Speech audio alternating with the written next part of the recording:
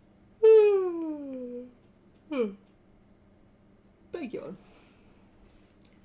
You can't help thinking of Natalia Grimaldi yesterday, of M staring in silence while she flew away. You told me the first day I met you that M doesn't like you. You point out instead. Doesn't matter, Baz says, shrugging. I swear on the stars, Morgan, if Ray and Nobu weren't the very ones the whole city was clamouring to see, Emeraldine would have, oh my goodness, would have them waiting in line with the rest of us. He gestures at the line in front of you, as though you might have forgotten its length. Really though, we'll have to do something about this. I don't think we have much time to waste. 1. We'll slip up to the front of the line so quickly and quietly that no one will know we weren't there all along. Oh god, this reminds me of a story. 2. If M's around, I'll convince them it's wise to let me through. What if word got out that they let a reminder escape yesterday? Oh, devious. 3. I'll come up with a clever excuse for why it would be best for the city to let me through at once. 4. Some of the guard are still clearing away the benches from yesterday. I'll offer to help carry them and hope to get a favour in return.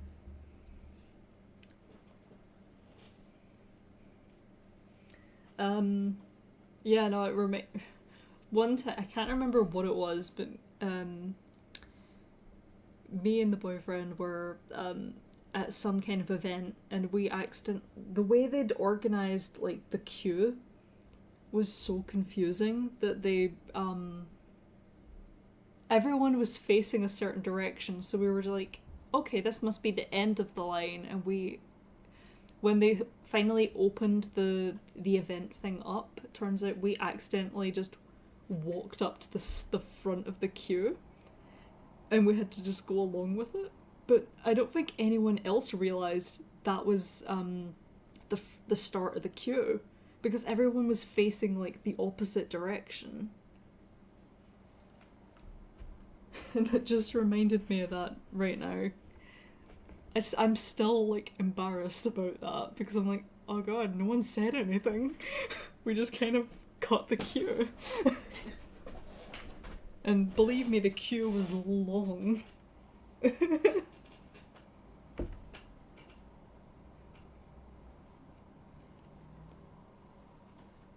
think it was like a game event or something. I can't remember what it's called.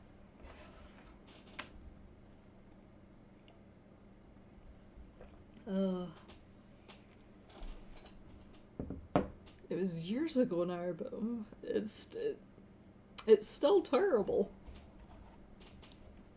Anyway, number 4-1. We got yeah, it still haunts me though. I don't know what it's like elsewhere, but in Britain, like queuing customs are serious. The only thing I can think that could be worse than that is murder. I'm surprised I wasn't arrested. Number 4-1. Some of the guard are still clearing away the benches from yesterday. I'll offer to help carry them and hope I get a favour in return. In Germany too, yeah. Queuing customs are important. They're how we differentiate ourselves from animals. I essentially just crafted chaos. It's very serious. Anyway. You step out of line, crossing over to the part of the plaza where the conference was held yesterday. No time to finish cleaning up and all the excitement, you suppose. There's a decent-sized contingent of guard working on carrying the long benches back inside, though M isn't among them. Excuse me, could I help you with that? You call to the closest grey-cloaked figure. They shrug. If you like, wouldn't mind the extra pair of hands. But it turns out that they do mind the extra pair of hands. When those hands manage to drop the first bench when they attempt to carry onto another guard's foot. Look, just get back in line. Damn it. We'll take it from here, the guard snaps at you after they've finished swearing. I correct myself, that is the only other worst thing than skipping a queue is this happening. When you make your shamefaced trudge back to your place in line, Baz gives you a brief, vaguely consoling pat on the shoulder. Thanks, Baz. Some of us aren't meant for manual labour, Morgan. Nothing to be ashamed of now. You could not be more patronising right now, honestly. In the end, it's not quite noon by the time you reach the front of the line, but it can't be far off.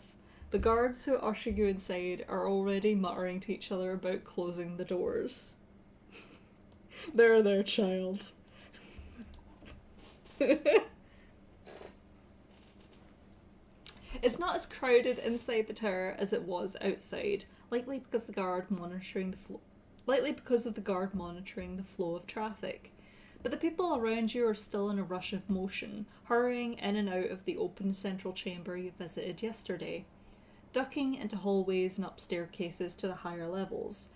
It's hard not to be pressed down the hallway. Oh my goodness. Even by today's smaller crowd. Baz guides you towards a quieter hallway, pulling you aside.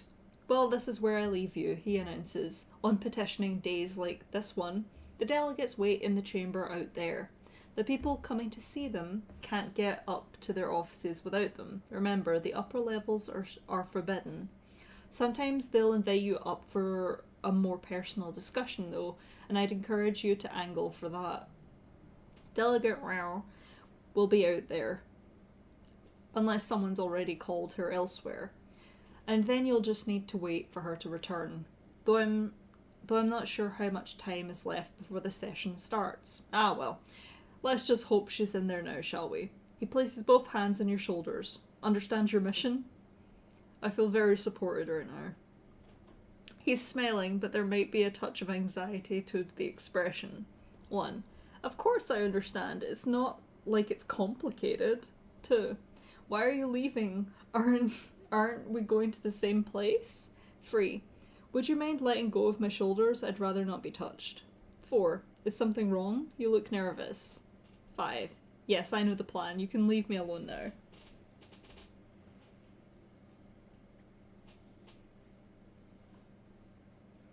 I love Baz. I hope he's okay. I think 4 is winning it.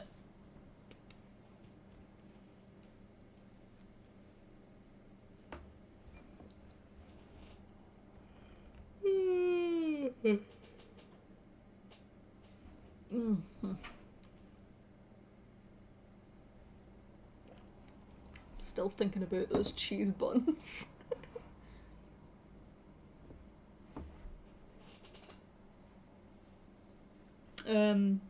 Right. By majority, I think 4 is winning it. Is something wrong? You look nervous. Options? Oh, there's another 4. Woohoo! 1, 2, 3, and 4. Okay. No, I'm fine. Not enough sleep, as I said. Same Baz. Baz's smile seems perfectly bright as he steps back, and for a moment you wonder if you could have imagined the uncertainty. And figuring out how to track down Ray and Nobu. I suspect they're hiding from their public after yesterday, which is why I'm not going in with you. With a wave, he disappears down the hallway. You wonder where he's going to search, particularly since the upper levels are apparently off limits without an escort. But tracking down Delegate Rao seems like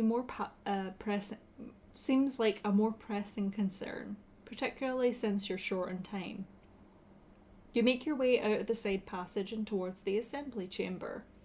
Desks and benches form a circle around the centre of the room, many of them occupied by people you presume are delegates. In conversation with Galestri citizens, or bent over quieter work of their own, from what you know of Ravenna Rao, you'd expect her to be in the midst of a conversation, or perhaps even giving an impromptu speech. You certainly don't expect her to be difficult to locate. But to your surprise, you find yourself scanning the room for some time, apologising to the people who nearly run into you as you linger near the entryway. At last, you catch sight of her at a solitary desk, braided hair falling over one shoulder as she bends to write something.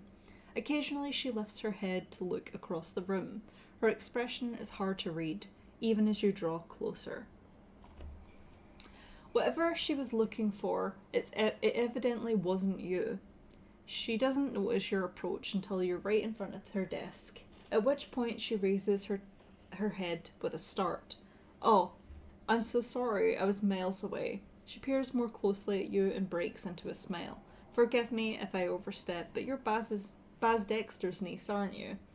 Everyone's talking about him having a sudden visit from a relation. Well, they were, before certain more urgent developments. And you've got just his eyes. Such a striking grey, I always thought." The distraction of greeting you fading away, Ravenna gives a sudden sigh, pushing her braid absently over her shoulder. "Willing to risk being made a pariah, are you? Or you're new in town, perhaps you don't realise the danger you're putting yourself in coming over here." She manages another smile, but it's clearly less genuine than the first. 1. Danger? What do you mean? 2.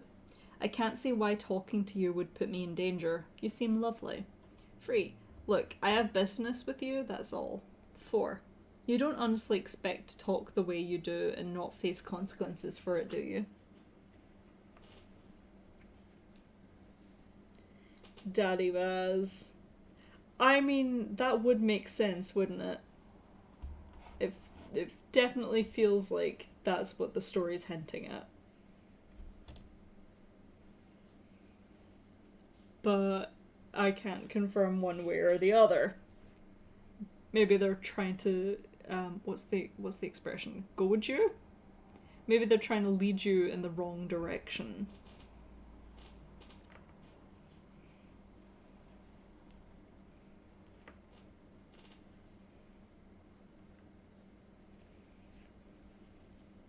The Daddy Baz does sound appealing. Is that can I call him Daddy Baz from now on?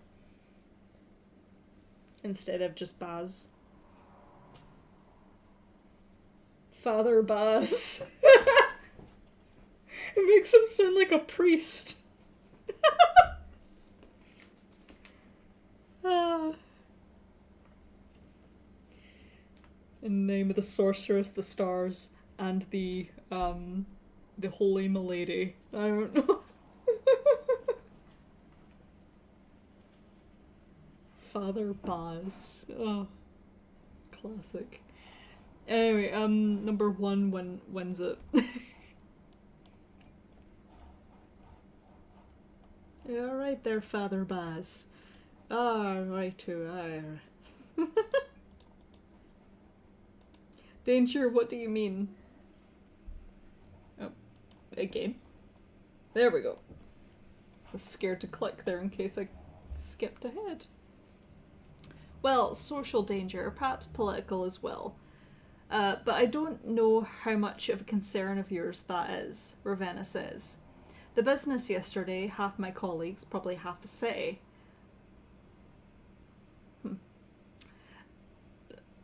Sorry, I got distracted by nothing, apparently. Probably half the city, but then I haven't been out much. Have decided that I had something to do with it. Oh, had something to do with it. With whatever remained... with whatever the remainders were trying to accomplish. As if I were out to attack Calistria when all I've ever spoken of is strengthening it. Even some of my closer allies in the Assembly and out of it. In the Assembly and out of it. There we go. The sentence now makes sense.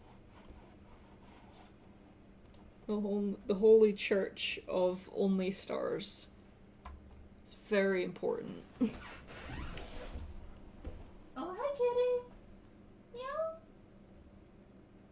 Yeah? Hello.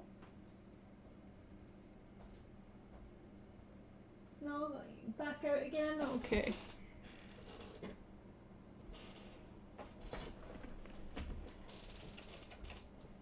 I don't have your cheese. Oh, I do have your cheese treats. Cheesies. Cheesies. Cheese, cheese. Come on. Nom, nom, nom, nom, nom.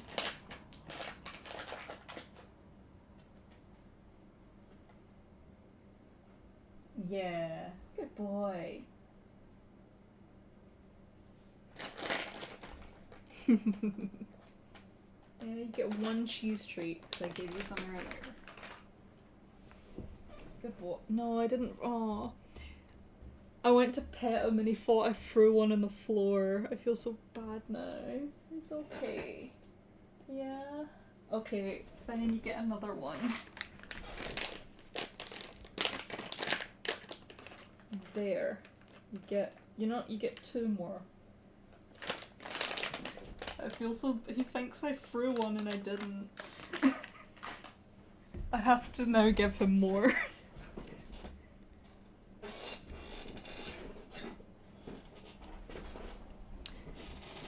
Anyway, right. That's how they trick you. Yeah, no, I guess that is how they trick you. That or they do something ridiculous. Yeah, like be too darn cute. The Greedfall. I tried to play Greedfall. I got like to the island place and I was trying to explore it with the party and I just couldn't. I liked the characters, I just could not get into the story. I thought it was too for me it was just boring.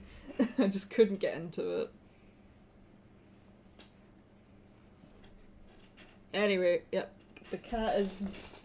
Yeah, he definitely was at it because he's immediately run off now that he's gotten what he wants from me. Typical. He is the tyrant, I think. Where was I? Right. Anyway, she nods across the room to a finely dressed, dark-skinned woman in close conversation with a pair of delegates you think might have been standing behind Renard Ghislaine on the stage yesterday. You see there, that's a name and a half, Lorena Seraphin. She and I have been working on an essay together for over a month, laying out all the ways judicious use of the stars should be. Oh my goodness. Judicious use of the stars could alleviate illness and poverty. Honestly, this is my reaction to real world politics as well. I'm just big yawn. In the city's lower quarters, we'd planned another meeting for today, and there she is talking to naturalists instead. The stars know what about. I wouldn't have thought her that far gone. Ravenna's eyes grow a little more distant. I'm being unkind. She may have even more reason to fear the consequences of this than I do. Still, I'd hoped we might band together instead of this.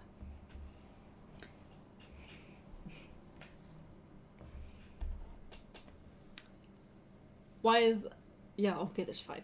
Why is that, you ask? Why would she fear the consequences, I mean? You've never heard the woman's name before. Ravenna blinks, then starts laughing. You think more at herself than you. I'm sorry, I keep forgetting. You aren't... Lorena is an essayist and philanthropist. Does a lot of wonderful work in poor parts of Calestri. But she, at one time she was married to Ariel... Oh, gossip. At one time she was married to Ariel Grimaldi. Years ago now, at least a decade, naturally their vows diverged and she ended things once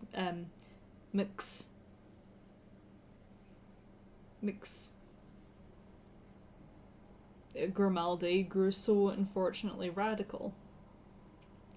Lorena does everything she can to distance herself, of course, but people do like to make accusations. She gives a pointed look at the empty space around her desk. As you can see. 1. It's not Thank you, Kerr. It's not unjustified. The things you say are dangerous. Dangerous? Dangerous. Too. I'm sorry. It must be hard to be so misrepresented. Free. So that makes Natalia Grimaldi her daughter, right? Her daughter she's ignoring as part of her wonderful work. 4. Can we move along? I came here for a reason. 5. Anything I can do, I'd be happy to help you get back at these people. Yes.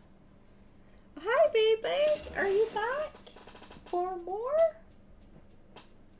Yeah. Hi. He's licking his little chops, so I'm presuming that his dad got him some treats as well. Is that true? Did you go meow at Dad and he gave you stuff as well? Yeah, of course he did. Yeah.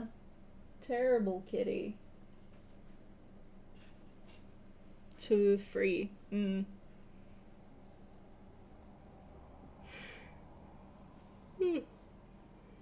Free, okay. So that makes Natalia Grimaldi her daughter, right? Her daughter she's ignoring as part... I have a feeling we have something against mothers that are neglectful to their daughters. I wonder where that comes from.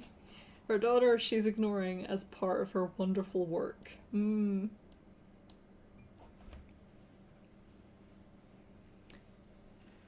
was 5, okay. Well, I suppose Ravenna blinks, looking startled. I don't know if I'd say that is. I hardly know what's passed between them, so I shouldn't attempt to say anything at all. These sort of familiar conflicts, well, they're very personal and never as simple as they appear. She sighs, then straightens. But none of that is why you came here, of course. You wanted to speak with me, didn't you? Let's go upstairs to my office. Fear accusing stares in there. Her smile is faintly self-deprecating as she stands. People are staring as you cross the chamber at Ravenna's side. It occurs to you that if you were to improve her position in the assembly, she might be more willing to grant you what you need, or look the other way if the request is unusual. Of course, that depends on whether improving her position is something you want to do, or at least something that's worth the sacrifice. 1. I'll loudly thank Ravenna for her generosity in meeting me and for her forward-thinking ways as we walk through and out of the room. 2.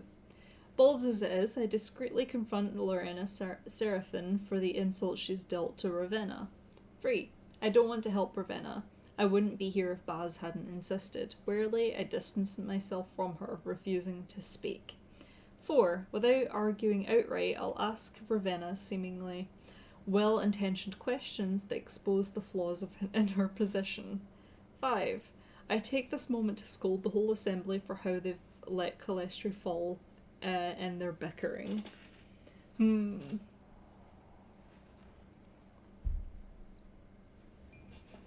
Interesting.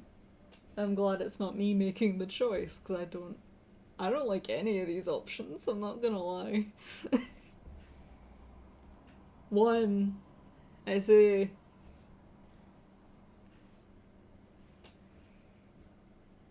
And saying that, I would lean into the tyranny part, so I would make sure everyone hates each other, so the only person who's actually organised is me.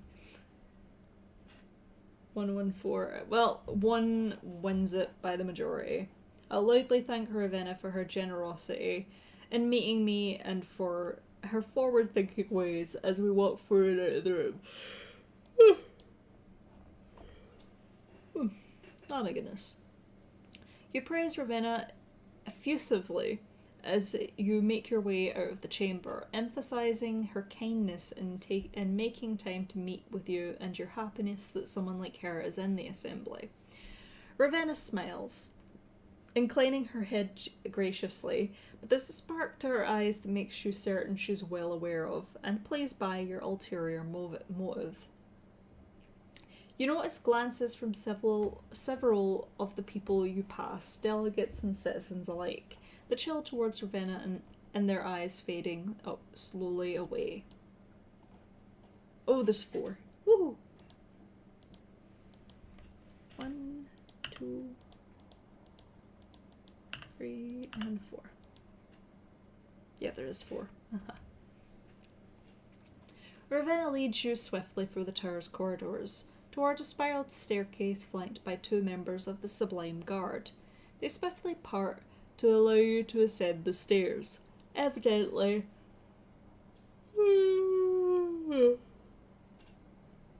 No further documentation is required. Do we even have any kind of documentation? Do we have a birth certificate? I don't think we do. Do we have a passport?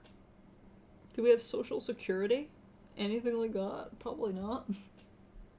I was birthed from a stone. Cool. Is required when you have a member of the assembly accompanying you. We're just going up 1 floor, Venna says, proceeding swiftly up the stairs. That's where the legislative offices are these days. Not that it's too much of a departure from the older days. My father's office was on this floor too when he worked for the sorceress, just a few doors down from where the mine is now. That is me. I wouldn't be surprised. He's got like a tablet where he Discord calls our mother. I wouldn't be surprised if he's got like a fake passport situation going on. Like a fake horse driving license or something. I don't know. It takes you a moment to realise what she said. Your father worked for the sorceress? That's right, I suppose you wouldn't know the story, Ravenna muses. Yes, he was her treasurer for many years, even for the war. Loyal to the end, unlike many of her people. Oh. Not a choice I condone, of course. My sisters and I lived with him for a time, when it seemed as though it might be too dangerous for us outside. She laughs. Of course. Oh. We wound up sneaking out more than once to carry information to the rebels about the sorceress's plans, which I suppose made the idea of protecting us rather moot. That's how I met several of my colleagues, actually, passing them those messages back when there were desperate soldiers in hiding. Renard among them. 1. How old were you at the time? That must have been such a frightening situation to be in. 2. It's unfair that the other delegates question your loyalty when they know what you risked for the rebellion. 3. The sorceress gave you shelter in a dangerous time, and you betrayed her. Don't you feel the least bit guilty? 4. Was it exciting meeting the rebels? What were they like back then? Yeah, I'm like I said, I'm super tired. I'm sorry for all the yawning.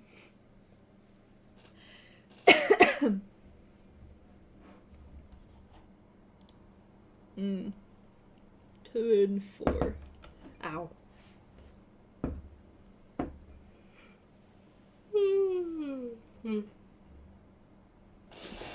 I'm determined to get through chapter 4 though. Been looking forward to this since last week. Oh, a freeway tie once more. 1, 2, and 4. I'll ignore 3. 4. Oh, no. Back over there. Wait, no, end pole. There we go.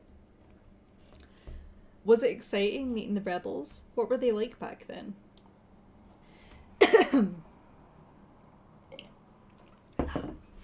Ravenna laughs. You know, I did think it was exciting. I was only 11 when the war ended, and I don't know that I quite understood the implications of what I was doing. The danger. My sisters did. They only brought me along when they absolutely had to, and frankly, I think some of the rebels found me a bit unnerving. As to the question of what they were like,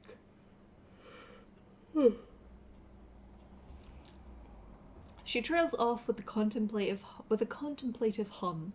I don't know how much attention I paid to them as individuals, really. I do remember Renard a little, I think, laughing and joking with the other soldiers, even when our news was grim. But usually I was looking for my mother more than anything. Your mother, you ask, as Ravenna starts down another hallway. Not so loyal to the sorceress. She left to join the rebels a couple of years in. She didn't take my sisters or me with her. Nowhere for us to stay while she was off fighting. And she thought the tower was a safer place for us in the end, even though she meant to assail it. I don't think she really believed the rebels would win back then. Just that she couldn't countenance with what the sorceress was doing anymore. Ravenna's voice has gone a little stiff. We never ran into her on our expeditions, so I don't know if she ever changed her mind. It was only months before the end when she fell. Things had already turned more than anyone expected. I hope she didn't die thinking it was all for nothing. Before you can respond, Ravenna reaches out for a door. Here we are, she says with deliberate brightness. My office, please come in. Okay.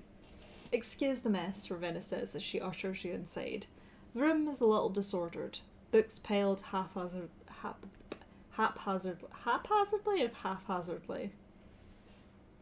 I think it's haphazardly and I'm just dumb.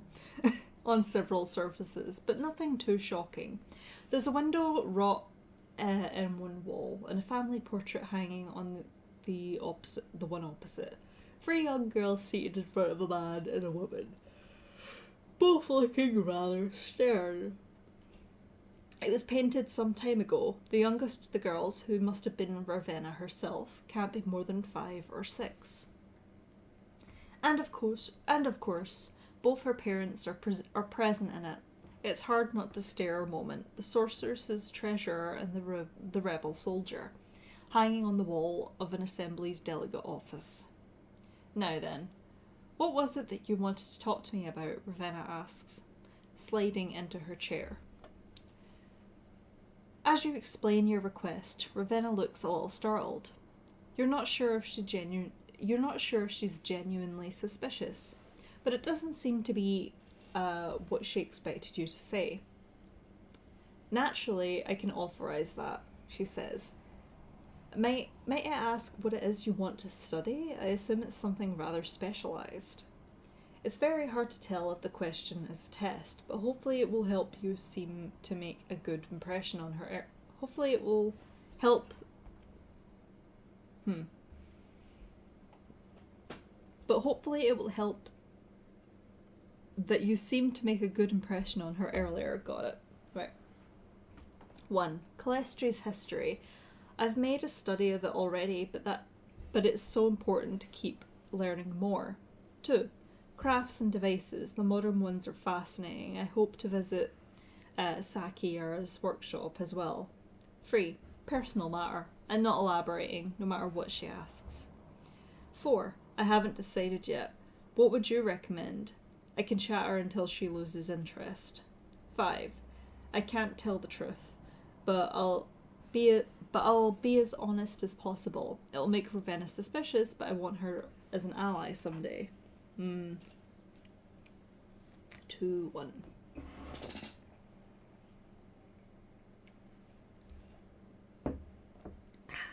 Two, 1, 1. Okay, I guess. Hi Keiko. Yeah, you haven't missed much. We're in the tower meeting with a person who's one of the delegates, because we're trying to get access to the upper levels so that we can start climbing and reclaim everything. And yes, hydrate. I just took a nice sip of tea. 1, I guess. Calestri's history. I've made a study of it already, but it's so important to keep learning more. Oh, I quite agree, Ravenna says brightly. I'd love to hear more of what they have to say about us in Thierry sometime. But I hope you'll find this a fruitful opportunity, and the Tower archives in particular. Do you know what that section of the tower used to be? The 6th and 7th floors? You blink a few times trying to recall. The details your mother shared about the tower were vague and occasionally inconsistent. The sorceress's personal chambers, you offer? Ravenna's face falls just slightly. Well, in a sense, specifically her library. So repurposing them as our own archives makes sense, you see. I suppose those sorts of details would be harder to find in Thierry. She seems disappointed, but at least not suspicious. She starts writing something on a long slip of paper without hesitation. There you are, she says in a moment, handing over a pass authorising your entrance to the Tower archives in the evening in 3 days' time. I hope you make the most of the opportunity. Yeah.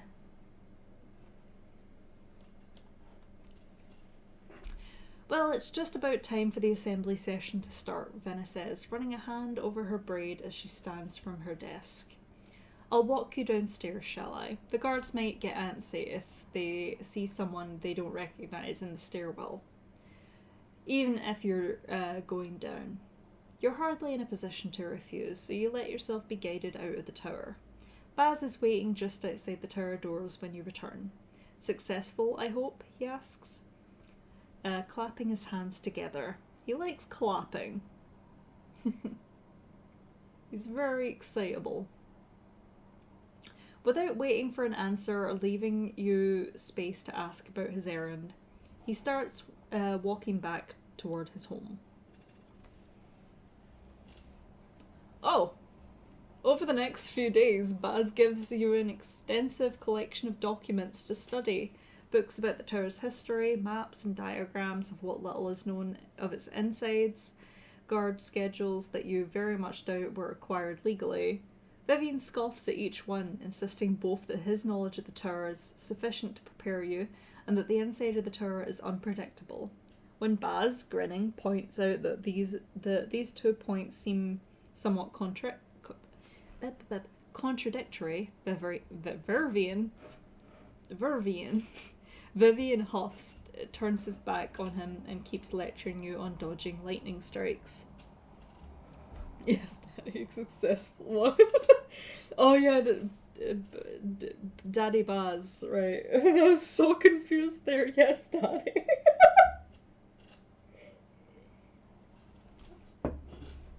Right.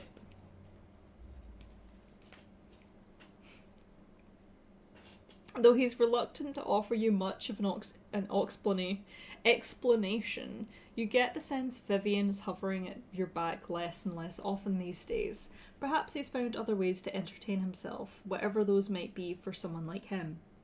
1. I hope he is. Mother and I have put him in an awful position. 2. I wish he was around more often. His magic is so fascinating and I'd love to discuss it further. 3. It's irritating. He's shirking his duty. He should be helping me prepare for the tower. 4. I have absolutely no interest in how Vivian Grimaldi spends his time. 5.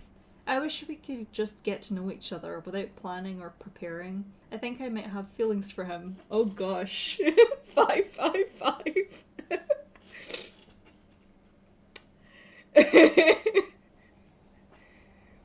But do you think I'm gonna count all 3 of those votes? Okay, well, we're not gonna pick 5. In fact, maybe we should. I have absolutely no interest in how he spends his time. Right, next. I had to pause because I'm like, I better not accidentally click next if I've not picked that. I think someone wants 5. I mean, we have been waiting for this, the most important part of any role-playing game. The romance. Okay, 5 wins it. I wish we could just get to know each other without planning or preparing. I think I might have feelings for him. Can you imagine if he's not into girls? He's just like, oh, actually I'm gay. Sorry.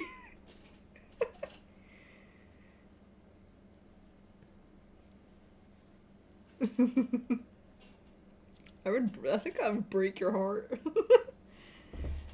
You have so few peaceful moments with him, and almost none without Baz hovering nearby, that it's difficult to find a time to ask if he could feel the same. You could swear, though, that sometimes he strays closer to you as you study Baz's maps.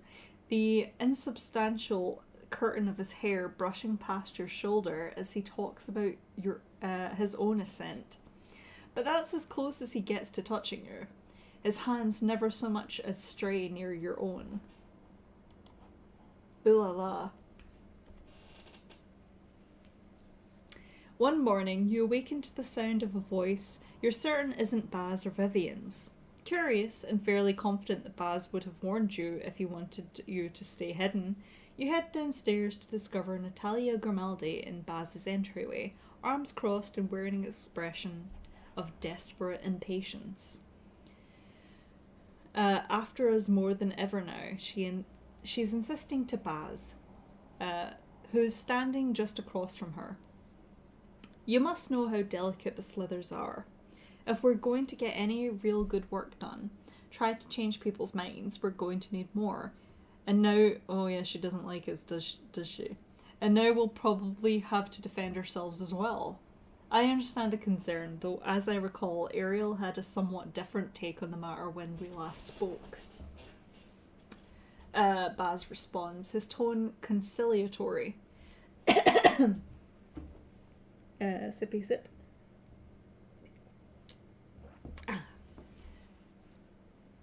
But regardless of that, it does take time to arrange these things, you realise. I can't simply hand them out whenever I please. You honestly expect me to believe you don't have any? The words are a challenge, but Natalia's voice... Time to beat Natalia's ass. Leave Daddy alone. But Natalia's voice isn't as confident as they'd warrant. You'd guess she doesn't really know if Baz keeps more slithers on hand or not. For a moment, she seems about to say something else, but then she locks eyes with you at the other end of the hall. Well, in that case, why don't you give me some of hers? Hiss! Hiss! Turn into, like, oh, what's the dinosaur called? The one from Jurassic Park that just hisses and spits venom at people. That's me right now.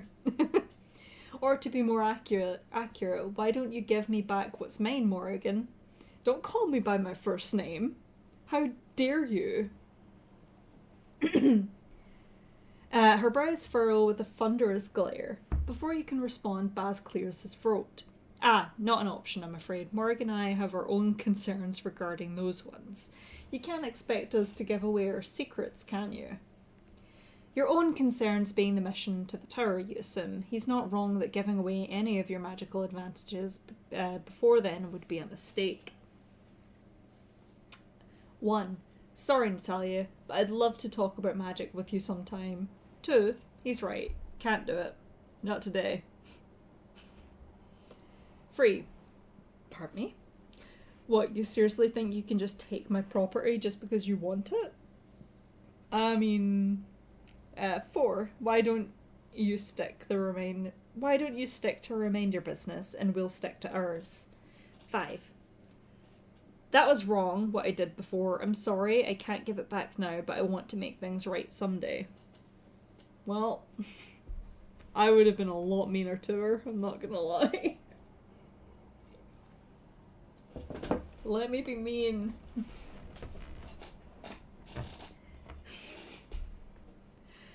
Who am I kidding? You guys wouldn't pick it anyway if there was like a true like spit venom at her.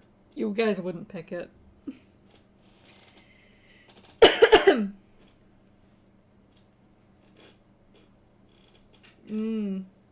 1, 3, 4. Goodness. Alright. I guess I'm running... D4.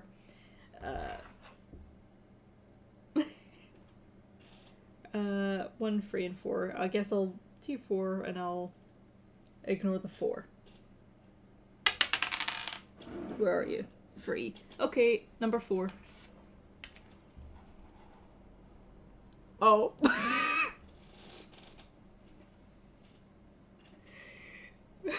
Why don't you stick to reminder business and we'll stick to ours?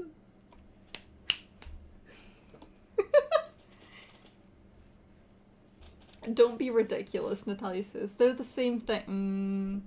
They're the same thing. Your uncle's the one giving us the star pieces in the first place. And yet, Morrigan's right. I think you'll find our concerns are less intertwined than you believe, Natalia, Baz says placidly. Natalia just glares. I don't know why I bother trying to get reasonable answers from you, Baz, she mutters. I'm afraid that settles that, Natalia. Well done, Natalia. Now leave, please. I'm afraid that settles that, Natalia, Baz declares, but you're welcome to stay for breakfast if you'd like. If it's cheese buns and sausages again, yum. Natalia shakes her head almost immediately. No, I can't, since we went underground. Baba doesn't want me seen in public at all, let alone with you. Baz seems to have been expecting that response, and in fact guides her cheerfully toward his back door, rather than letting her out the main entrance. As she's about to disappear into Baz's yard, Natalia pauses, looking back at you. You ever want to give me a proper apology?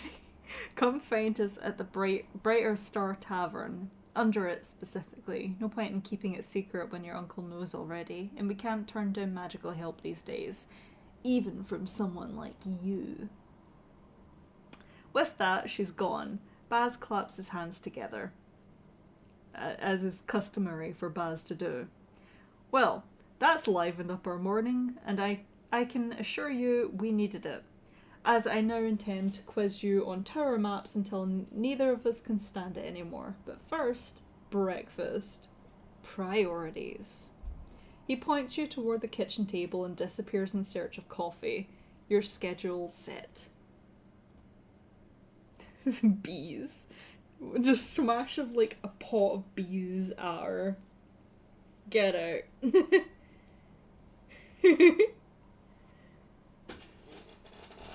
She deserves it. See, if she was better at her job, she wouldn't have lost it.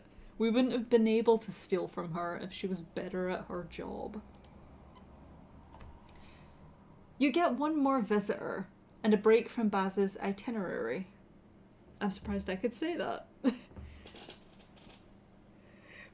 Oh, you know what? I can actually see that, Uncle Iroh. A little bit. Except for he's more lively than, you know, a calm cup of tea. No, we need you razzle-dazzled up with a cup of coffee. Let's go. But I get the energy.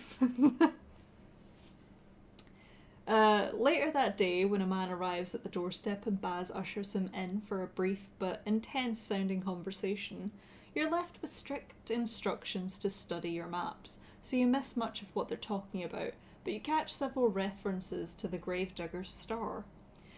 When Baz bids the man goodbye and returns to the kitchen table, he looks thoughtful. There are more of your mother's faithful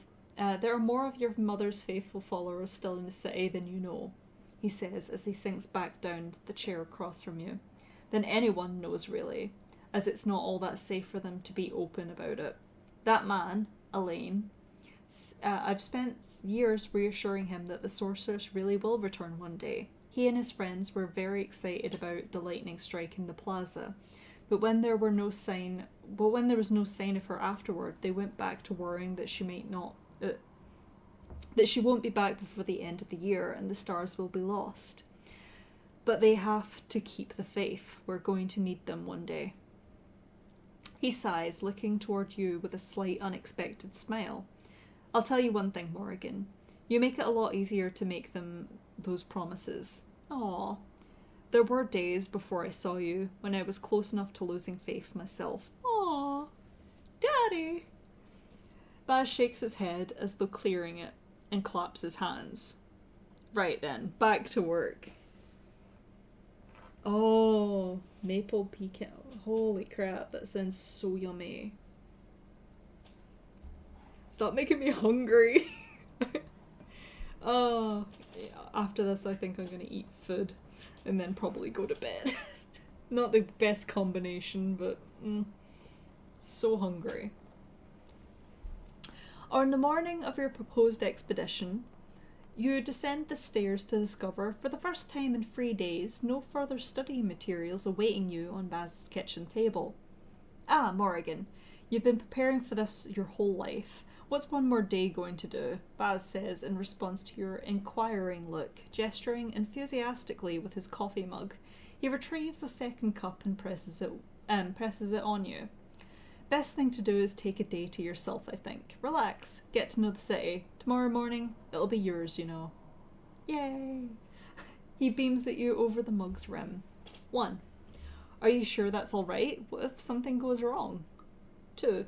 Finally, you kept me shut with your books if you kept me shut with your books any longer, I was going to break out. 3. Calestry's mine already, the people just don't know it yet. 4. Calestry's something other than it was. Whatever happens tonight, it's never going to belong to me alone. 5. Calestry belongs to Mother. I'm just her servant. The plot is progressing a lot quicker than I remember it doing so. Like, we haven't even done the romance yet. 1. 4.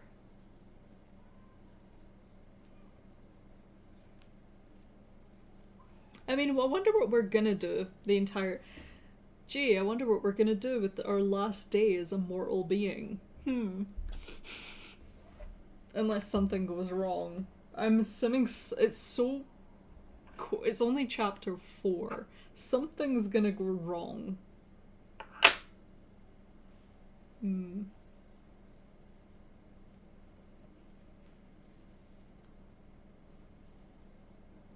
4. Okay, I think 4 is winning it. 2, 3, 4. Yep, make sure I click on the right one. Calestry is something other than it was. Whatever happens tonight, it's never going to belong to me alone. Oh, free options. Ooh, that's a new one. There we go.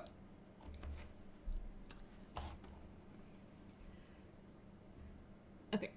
Baz pauses with his cup halfway to his lips, just for a moment, before he shrugs. That's true, because it's your mother's as well, of course. Yes, your mother's, yeah. I didn't forget about her. No matter what else befalls us. As he finishes his sip of coffee with a grimace, you debate pointing out that that wasn't necessarily what you meant. Vivian floats through the doorway into the coffee nook. It might as well be the coffee nook. Into the breakfast nook, coming to a stop before, just behind Baz.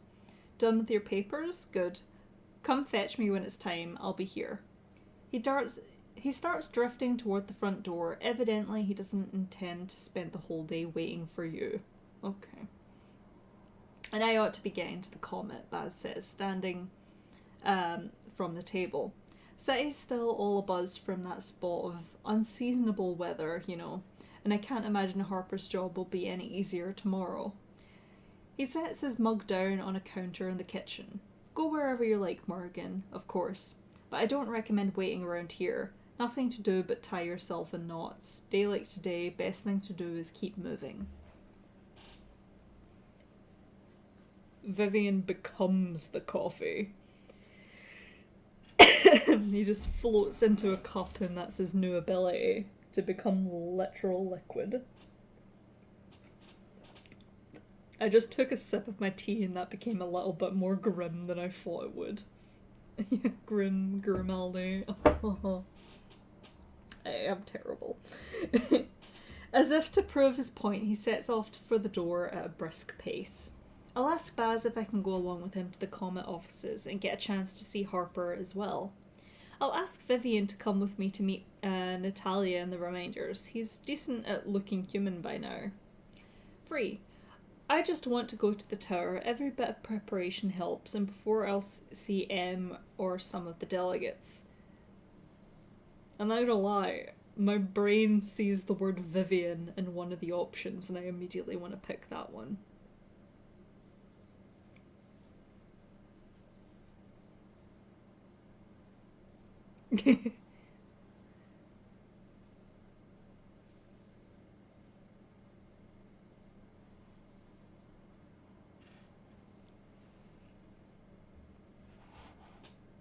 I just remembered I made it a poll, and I'm sitting here waiting for like the answers in chat, and I'm like, oh wait, I made a poll. Okay, number 2. Yeah, Vivian, of course. Of course we want to pick Vivian. I'll ask Vivian to come with me to meet Natalia and the Reminders. He's decent at looking human by now.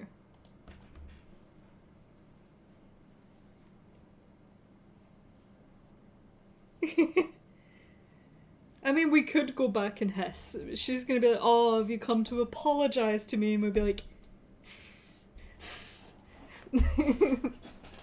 Get her, Vivian. 4 options. Fantabby dozy. Let's go.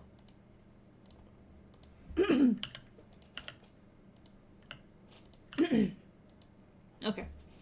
Vivian halts in the air just before the door. Don't be ridiculous, he says, but he doesn't instantly disappear, which is his usual way of avoiding conversations. Baz has stopped walking as well, looking thoughtful. We could call him a potential recruit, I suppose, he muses. Ariel and Natalia do go after me for more of those. That is, I assume you don't intend to introduce him as their deceased ancestor. No, she doesn't. Vivian snaps without giving you a chance to respond. We're doing this, we don't breathe a word to any of them, you understand? Shouldn't be a problem for you, Baz says brightly. The breathing part, that is. Baz! The breathing part, that is.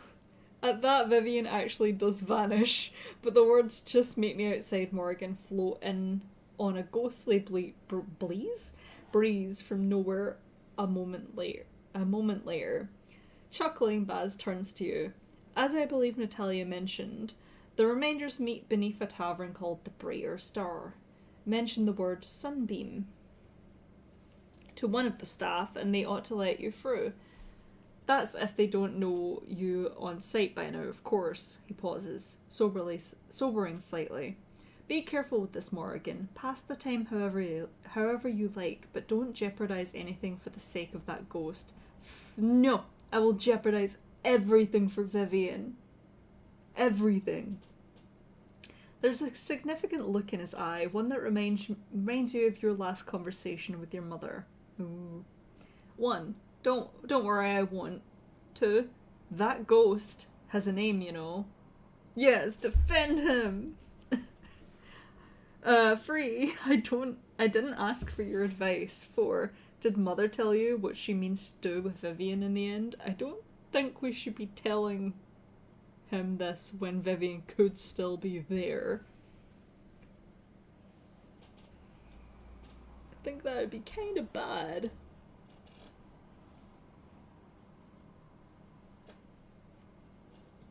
Number 4. I guess we're gonna go with 4 then. Okay, let's go with 4. Spice up the topic, shall we? Did Mother tell you what she means to do with Vivian in the end? Oh, as if it, okay. Oh, as if it was difficult to guess, Baz says, with a dry chuckle. Shocking if he genuinely believes a word the two of you have said. Morgan, I'm quite serious. That man is a thief and a coward, and if he hadn't set his eyes on things that didn't belong to him 100 years ago, your mother would still be sitting in her tower today. The weight of the rebellion lies on his back in 100 little ways. Don't go forgetting that. Ugh. Damn it, Baz, I really liked you too. You've heard Baz talk with casual disdain about the whole of the population of Calestri, but you've never seen him look quite as vicious as he does now. Before you can respond, he summons another smile, opens the door, and ushers you through it. Out in the street, Vivian is leaning against a tree a few houses down from Baz's. He really has gotten better at looking like an ordinary person. His feet touch the ground at precisely the proper angle, and when he sees you coming, he manages to project the appearance of taking several steps forward. Perhaps he genuinely is walking rather than hovering. It's still hard to tell how solid he is without touching him. He falls into step beside you. Whether those steps are real or illusionary, as is almost always the case, it seems to be your job to start a conversation. Daddy doesn't... Yeah, Daddy's just... In typical Daddy fashion, he's just very displeased that we may or may not have a boyfriend. Yeah. 1. Are you really walking, or do you just know how to make it look like you are? 2.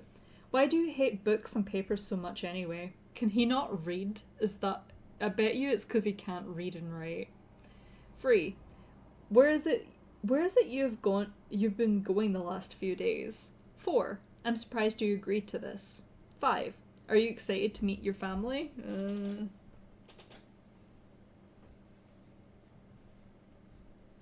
Yeah, big, I don't know. I don't think he is excited to meet his family. I think he's like, nope. They literally think I am a messiah when I was just doing what I had to do.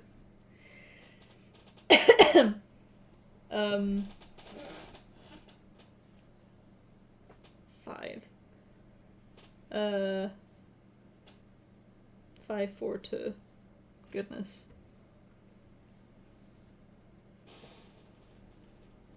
Okay. Let the dice decide. We'll ignore 4. So we'll go 5, 4, 2 or 1, 2, 3. 4. Damn it. 1. Okay, we're gonna go with 5. No! Are you excited to meet your family? Not my family, Vivian says almost immediately. Yeah, the fates need to decide. They've been working so well so far. The stream gods, I mean. Vivian, not my family, Vivian says. Oh, there's 4 options. Quickly, because I'll forget to make the poll. And then once I finish reading, I'll forget that I've already made a poll. There's no winning. There we go. Not my family, Vivian says almost immediately, then gives you a sidelong glance like he's expecting you to question it. Think about it. If you weren't a creepy star brat... If you weren't a creepy star brat and you've had great whatever grandparents you'd never met and somehow they got brought back and you saw them, would those people mean anything to you? 1, no, I guess not. 2, of course. 3, I don't know, I'd have to think about it. 4, that's a lot of hypotheticals.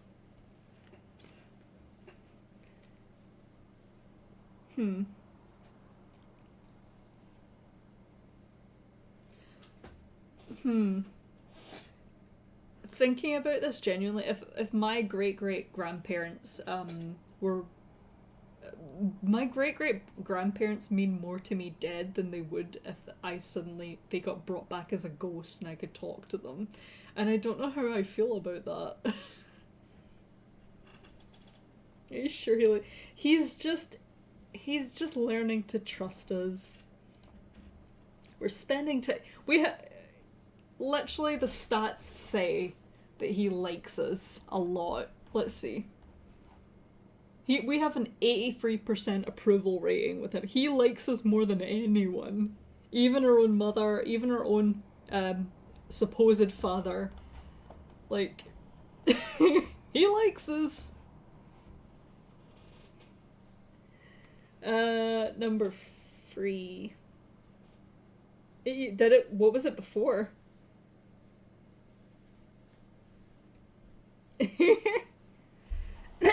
Alright, number 3.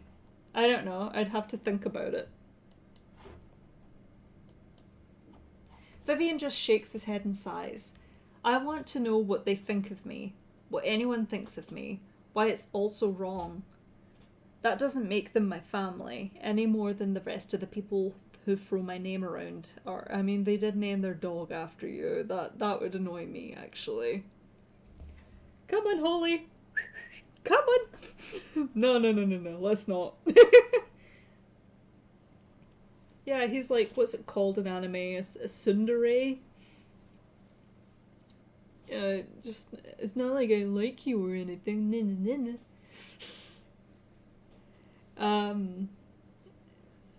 Yeah, that doesn't make them a fan any more than the rest of the people who throw my name around are. His steps are realistic, but the longer you stare, the more you can see a kind of military stiffness to them, like he's forcing himself to pretend his limbs have weight. You're getting more certain that he's not substantial enough to truly touch the ground. I've been going around the place I was born, Vivian says suddenly. Seraphin Street. Oh, I guess it's called now. Had a different name back then, sort of. Calestry's so different now. It's not really the same street it was. Not even sure I got it right, but it's near enough. He snorts. It's in the gutter, is what I mean. He's just a baby. I mean, yeah, 100 years is a long time. Like, 100 years ago, we were still using horses as our main transportation, so 100 years is a long time for change. You wonder if that's Seraphin as in Lorena Seraphin, Ravenna's erstwhile ally and Natalia's mother. Ravenna said she did some kind of philanthropy in Calestry's poorer districts. It would make sense for a street there to be named for her.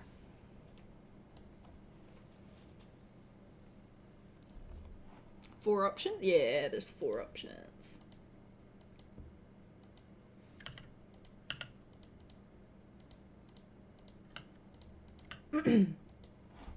Okay.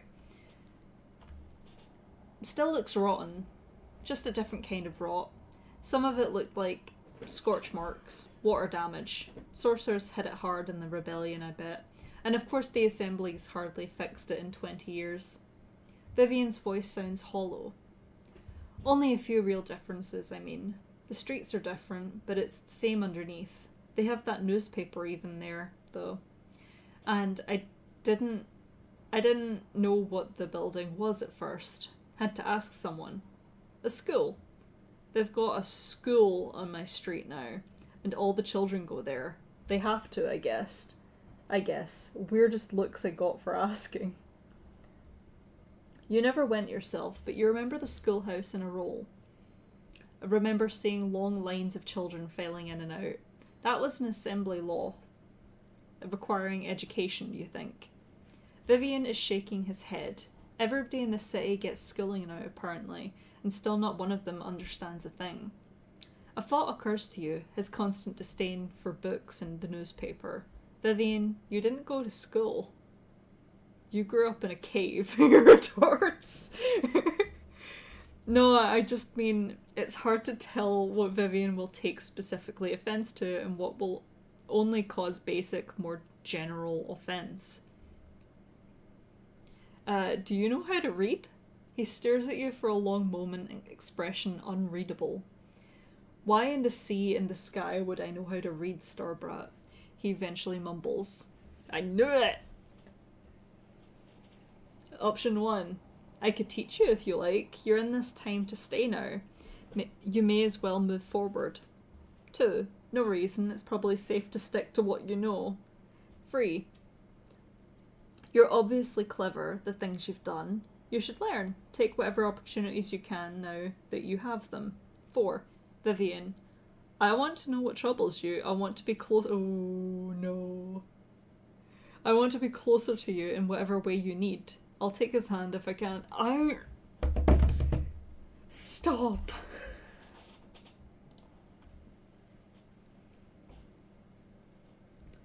See, if it were me, I'm torn between 1 and 4.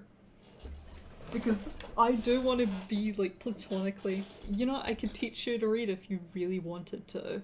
But also, the romance. What are we gonna do?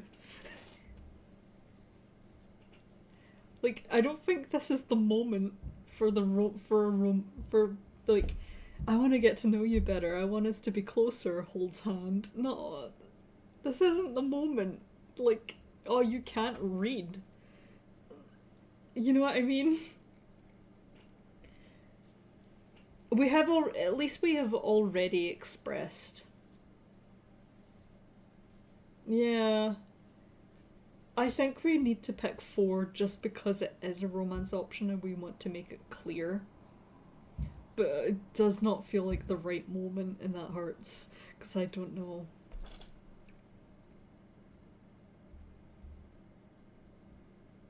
Yeah, I think we're just gonna need to not miss the opportunity. I think we kind of have to. But I feel like he's gonna recoil. I think that's gonna be his instant reaction.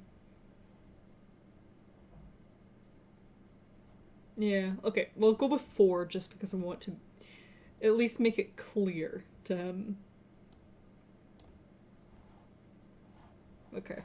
Number 4. Vivian, I want to know what troubles you. I want to be closer to you in whatever way you need. I'll take his hand. See, it's not even exclusively romantic. Like, yeah, I want to be here for you, however you need me to be there for you. That can be platonic. That can be nice.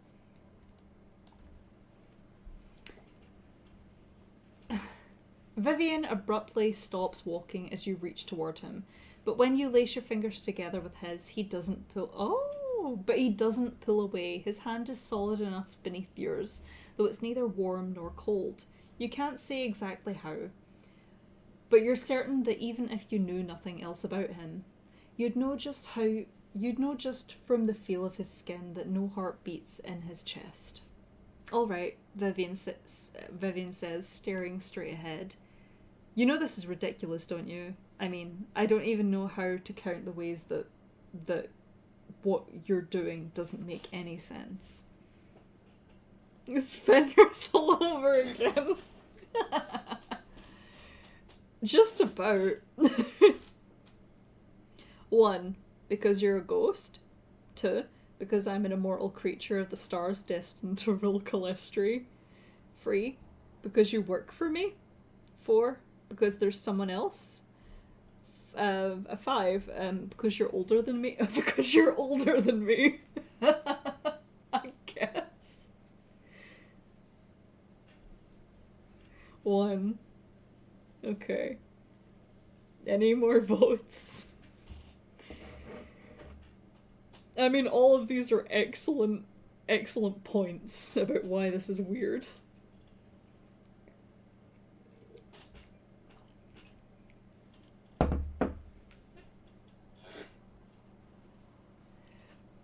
Oh, okay, in fairness, it is ridiculous.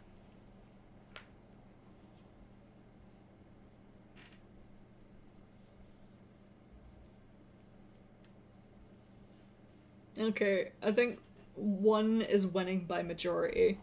Because he could correct us and say, like, any of these other ones, like, no, it's not the fact I'm a ghost, it's because of any of these. Because you're a ghost? A passing woman pauses and stares at you for just a moment too long, but Vivian just rolls his eyes. That's one of the ways, yes. Really, that's about 7 of them, yeah. You try to act like that's not a concern. I'm leaving you here on the street and I'll see you at the... Aww. Wait. That's one of the ways, yes, really. That's about 7 of them. You try to act like that's not a concern. I'm leaving you here on the street and I'll see you at the tower tonight. I don't know what that sentence is. Maybe I'm dumb. You step closer to him and he shuts his eyes but doesn't protest. You know, you say, if all goes to plan and we finish our job tonight, I'll be able to give you what I promised, and after that I think some of your concerns won't be an issue anymore. Some of them, Vivian exhales, or at least gives the appearance of doing it. Looks Morrigan.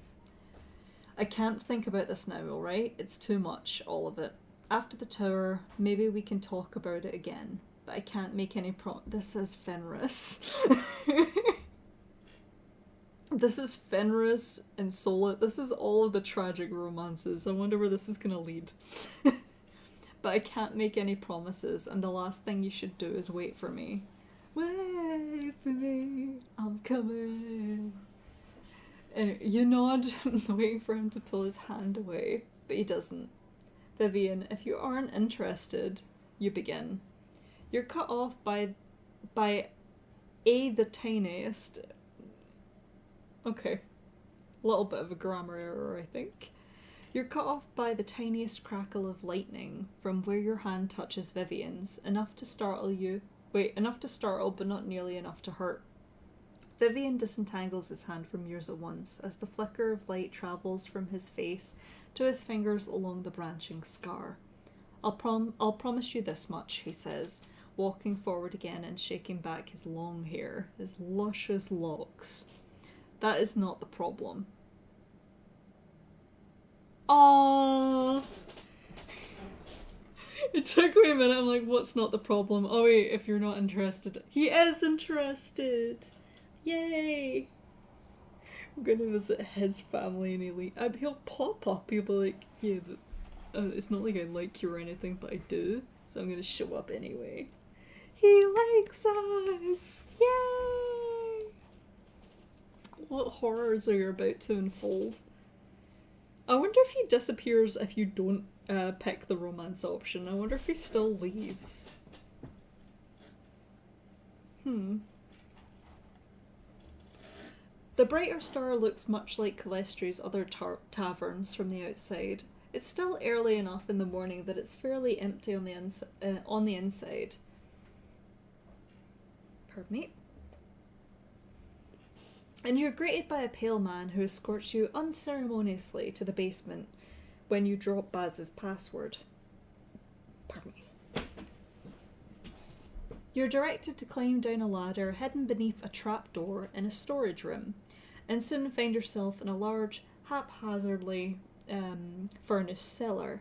There are a few people gathered around some of the tables, talking in low voices. They raise their heads almost as one as your feet touch the floor, but it's Natalia who comes over to greet you. Her limp is nearly gone.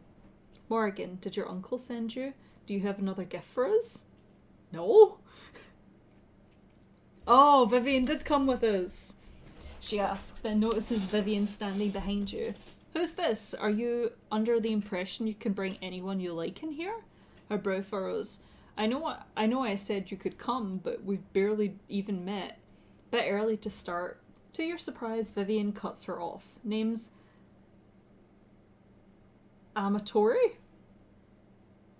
I assume it's Amatori. Name's Amatori. Talk to Dexter. Ugh, don't call him Dexter. About the pit this city's turning into. He thought your people and I might have concerns in common. His arms are folded across his chest, his eyes low, like he's trying to make as little of himself visible as possible. The dim lighting does work in his favour. Natalia raises her eyebrows. Baz thinks he's recruiting us for us now. You have anything to offer other than concerns? Wondering if you should step in this time, you take another look back at Vivian, but he's grinning, just slightly. Yeah, word of advice. Man can't even keep an eye on his own pockets. Don't make him your lookout. Vivian tosses Natalia something she reaches out automatically to catch. She opens her hand to reveal a small coin purse. One you absolutely didn't notice Vivian lifting from the man upstairs. Oh yeah, because he was a thief. I don't know why I forgot that. Huh, Natalia says. Alright, suppose Babel want to talk to you. And I should give this back. Come on. Can we punch Natalia? Hopefully. Natalia shows the two of you to a small study where her dog Vivi is curled on a cushion. Don't go wandering around sniffing for information. Wait for Baba, she says, turning back to the door. Then she pauses, taking another look at Vivian. Amatori, you said. You all right? You turn to check for lightning flares or disappearing fingers, but Natalia's concern is more mundane. Vivian's clothes look the same as they did the night he resurrected him. Did we not? Oh, okay. All ragged tears and scorched edges. They're likely also 100 years out of fashion. Not suspicious at all. But you doubt that's what's drawn Natalia's attention. Vivian just gives her a blank stare and says, "Out of work." Natalia opens her mouth, then seems to think better of speaking and disappears out the door. Vivian stalks over to Vivi's cushion in the corner, glorying at the half-asleep dog. Her creature's here, of course it is. 1. What's wrong with him? He's lovely. 2. I think it's sweet that she named him for you, 3. You're better at that than I expected you'd be, talking your way in. 4. Amatory, where did that come from? 5. I ignore him and walk over to pet Vivi. I ignore him and go over to pet Vivian. Yes. We really just... Yeah, he's just... he's a ghost, but also, like... He's really just been wearing his death clothes. Yes. Lizards in the bed. 10 out of 10. Best idea. Watch the fireworks. No, we put fireworks in her bed. Like firecrackers. 414. I think 4 is winning it. Amatory? Where did that come from? Nowhere. You're using a fake name. It shouldn't come from no... You're using a fake name. It shouldn't come from anywhere. Doesn't seem like they know what I look like, so the last thing I want is to give them some hint about who I am. Vivian's voice is distant as he stares down at Vivi. Can't stand these things. The biggest joke out of all of this. Can't breathe right around... Oh, he's allergic to dogs. Well, he was. Can't even be in the same room as one without my throat closing off, my eyes swelling up, There's a pause as Vivian trails off, presumably realising he's not experiencing any of those symptoms in his current form. Then, eyes narrowed in a cross between curiosity and suspicion, he reaches out one hand to stroke the dog's back. Aww.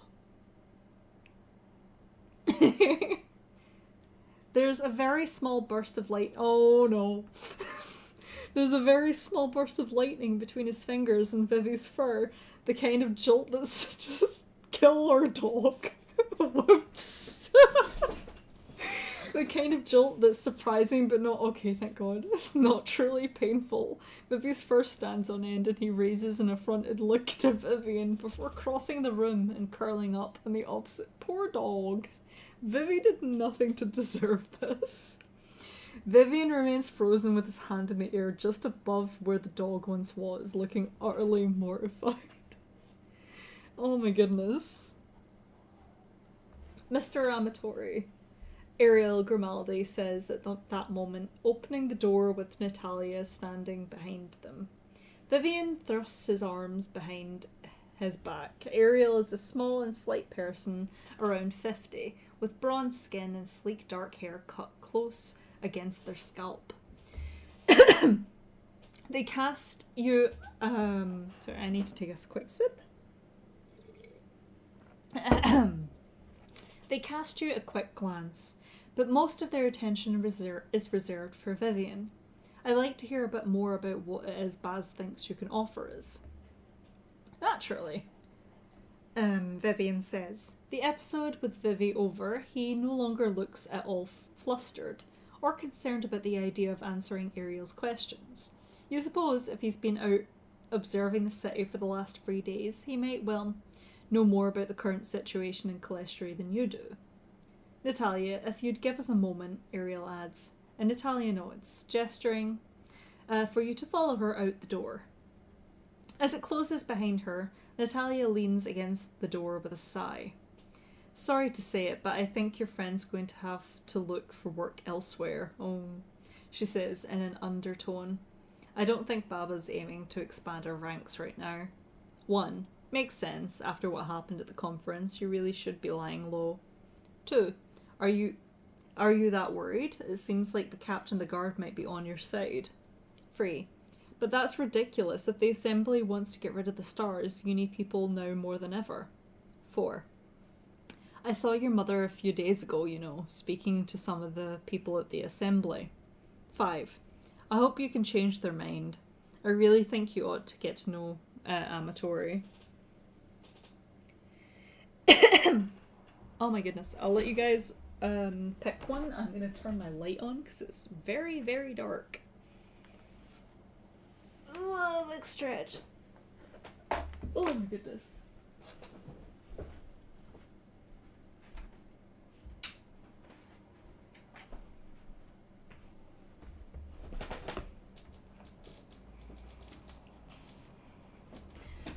Yeah, at least I'm glad we didn't murder a dog. The game can get dark, I guess, but that's not the level of dark I would be expecting. I would punch Natalia, I wouldn't punch her dog. 3, 4, 5, 6, 7, 8. My boots good, baby, it's driving me crazy. Shush me. 3, 4. 4. Okay. I saw your mother a few days ago, speaking to some of the people from the assembly. Oh, there's 4 options, yay. You know what that means.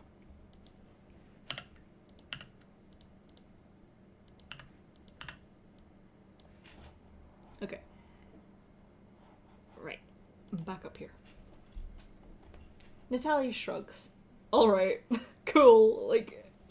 Natalia, please be anywhere near pleasant to talk to. It's hard not to stare. You were expecting a bit more of a reaction than that. Natalia raises her eyebrows and gives you a smirk. A challenge and something else you can't quite identify in the expression. What, do you think I don't know how she spends her time? The whole city knows that. I'm sure she and Raoul had a lovely chat. Examining your face, Natalia gives a little chuckle. I suppose you think I never see her and it's all very tragic.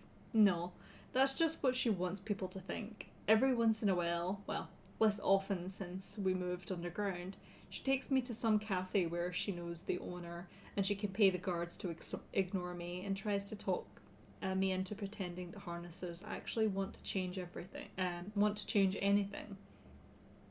About the only thing she doesn't do is let me see her other children with her new husband. She thinks I'll try to turn them into reminders, and she's right. So, can't fault her. She straightens, pushing herself off the door.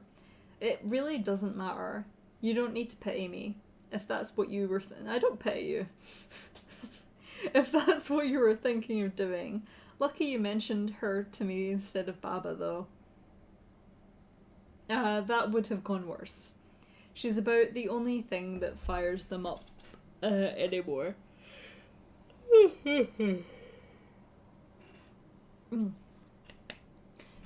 She gestures at the other people gathered in the Remainder's secret hideout, their heads bent low in conversation, paying you no attention but the occasional wary glance. This isn't a proper meeting you've interrupted, as I'm sure you can tell, Natalia says. This is people lying low, worried about going out or going home. Never mind the attack at the conference, never mind getting blamed for it. What we need to do now is find a way to stop the assembly from burying the stars, or we'll lose our chance for good. Baba's been doing this for so long. They've forgotten we don't have infinite time. 1. Ariel knows what we're talking about. You're right. You could do good with the stars, but you can't be. Oh my goodness, what is that? Ariel knows what they're talking about. You're right. You could do good with the stars, but you have to be careful right now. 2. Wasn't the conference enough of a sign for you? The stars are beyond your station, let them go, or you'll regret it. 3. This may not have been intended as a meeting, but we can make it one. Talk to these people, tell them what we need to know. 4. Natalia, I don't know what's next for the reminders, but I know I want to be there with you. I reach out to take... Okay, this is the part where we start locking the romances, I suspect.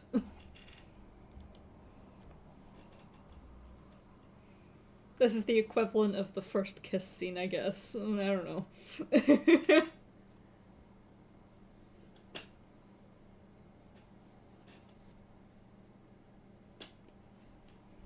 I say that, I've been literally working on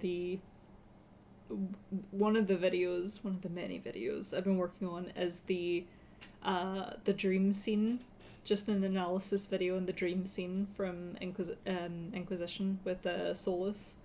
So my mind's there right now. As it has been for 7 long years now.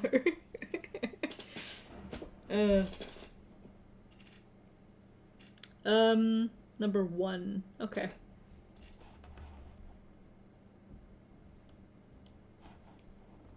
Ariel knows what they're talking about. You're right, you could do some good with the stars, but you have to be careful right now.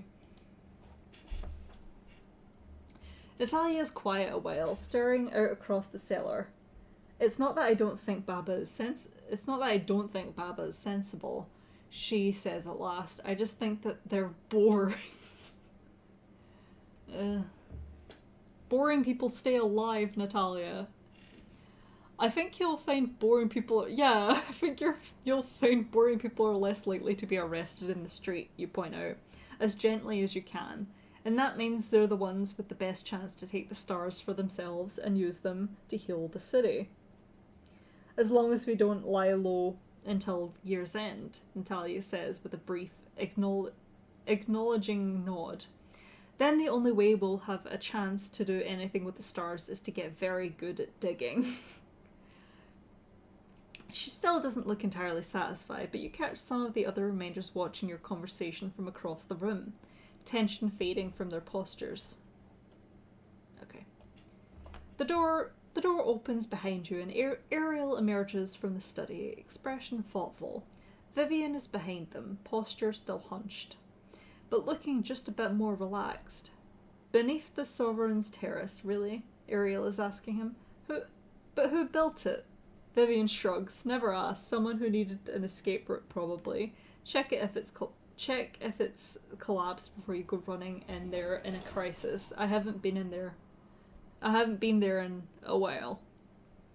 Noted. But that could be very useful if the guard hasn't heard of it either. If you have any similar insights, we'd be interested to hear them, Ariel says. Been away, need to get to know the city again, but I might, Vivian says with a distant nod. As Natalia nudges you with a look of wide-eyed shock, Ariel looks Vivian up and down. Mr. Amatori, forgive the personal question, but did you fight in the revolution? They ask. You look rather astonishingly young for it, but I've only seen scars like yours on people who've gone up against the sorceress. I was lucky to escape acquiring any of my own in the war. Vivian is quiet, and you wonder if you should step in to rescue him, but then he does speak. I'm older than I look, Mix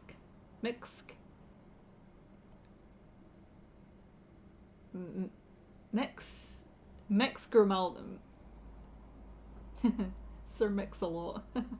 Mix Grimaldi.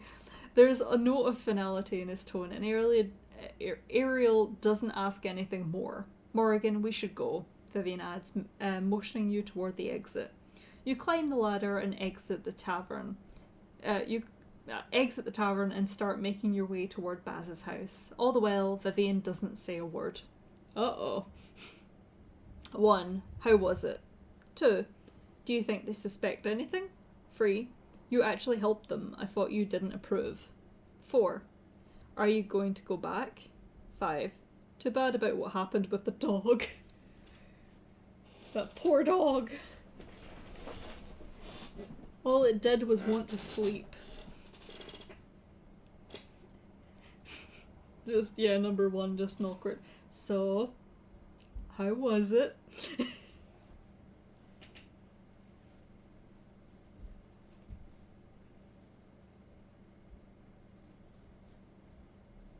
One. I think one is going to win.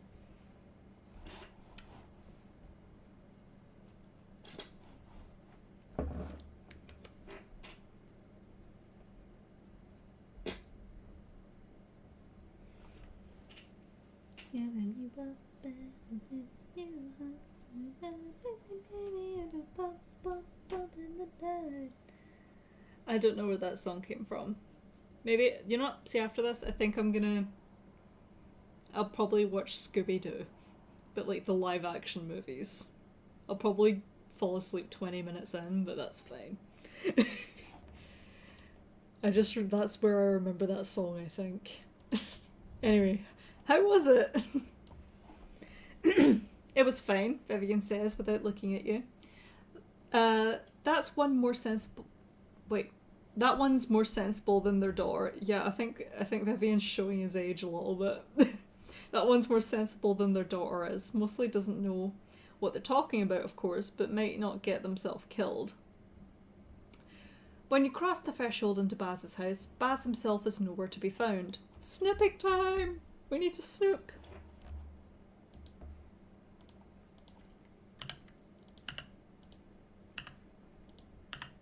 Okay. Hopefully I haven't mislabeled that. Yeah, no, okay. The rest of the day stretches out slowly as Baz fails to appear. You'd never had specific plans to speak to him, but given his usual determination to involve himself in everything, you hadn't thought he'd be able to resist a final check-in. Instead, you spend the last few hours taking final glances over Baz's histories and charts, while Vivian slips moodily in and out of the house, the walls, and visibility itself. Just before sunset, there's no point in waiting any longer. You motion to Vivian and depart again for the tower. That paper of yours only lets you inside, yeah? Vivian says, hovering behind you just before you open the front door. No point in me showing myself too soon. See you when you reach that climbing shaft. As if you even need my help. If they're building things like that. He rolls his eyes almost companionably. Oh my goodness.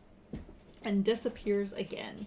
The sun is starting to set as you cross the city, making your way toward your promised inheritance. The tower, the stars, Calestri, Acerin, all of them bound into this one night.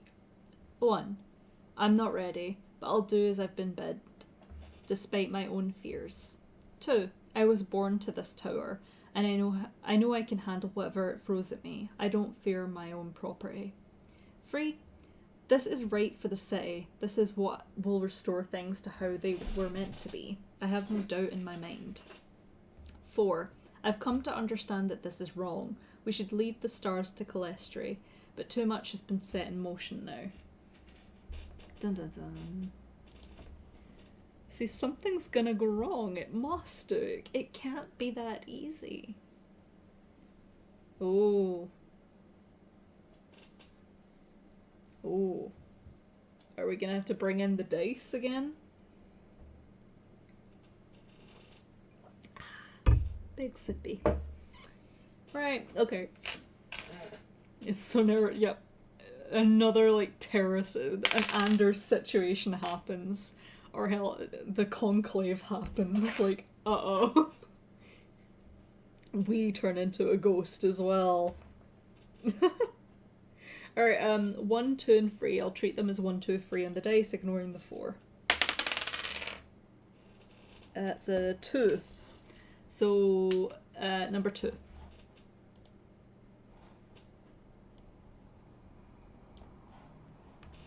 I was born to this tower, and I know I can handle whatever it throws at me. I don't fear my own property.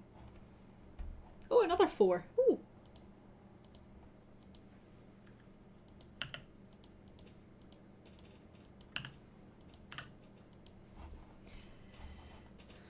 All you're doing now is coming home. You've spent your life preparing for this since before you can even remember. The stars are calling you skyward now, and you've never flinched from power. You're here to take back what was stolen from you. And once you stand atop the tower, what then?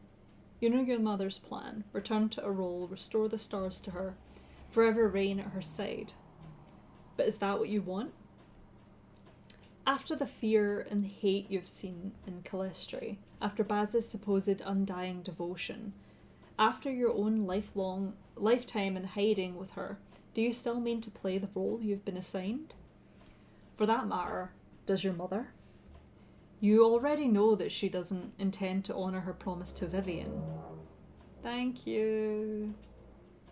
It's worth considering whether her promises to you are any different.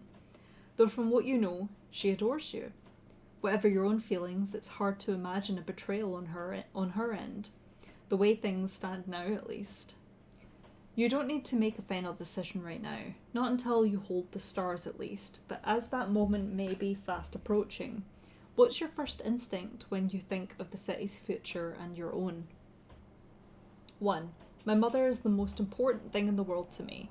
If I do come to the throne, of course we'll share it. 2. I'd rather my mother rule alone. I've no interest in sharing the throne with her, and I certainly wouldn't challenge her for it. 3. My mother's days are past. The throne should be mine alone, and I'm prepared to make that happen.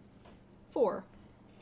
I don't think either of us ought to rule Calistri. Let its people go on as they have been. I mean, you know my vote is always for tyranny, so... Oh. Oh. Okay.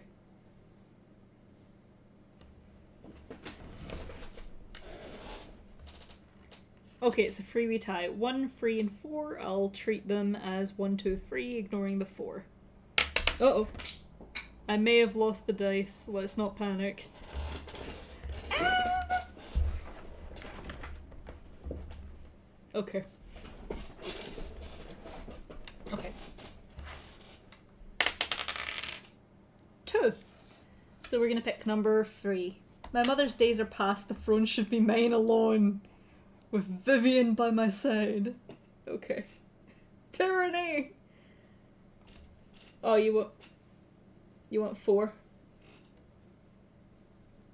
Wait. Okay. I'm waiting. 4?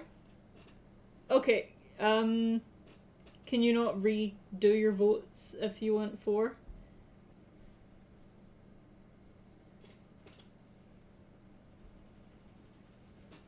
Yeah, I'm gonna redo it. Okay.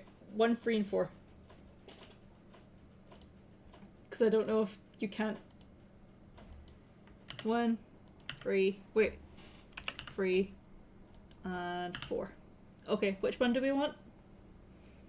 A girl we're fighting for. Okay, I redone the thing. Yeah, okay. I've redone it and I've just picked... Okay, 4. 4. See, you're lucky I paused to double check. I would have gone full tyranny. Okay. 2 to 1. Okay. Number 4 is, I don't think either of us ought to rule Calistri. Let its people... Okay, pacifists. Oh. Let its people go on as they have been. I remember in my playthrough I went for, like, you know, me alone. There can be only one. Okay. I don't think I just ought to let the people go on as they have been.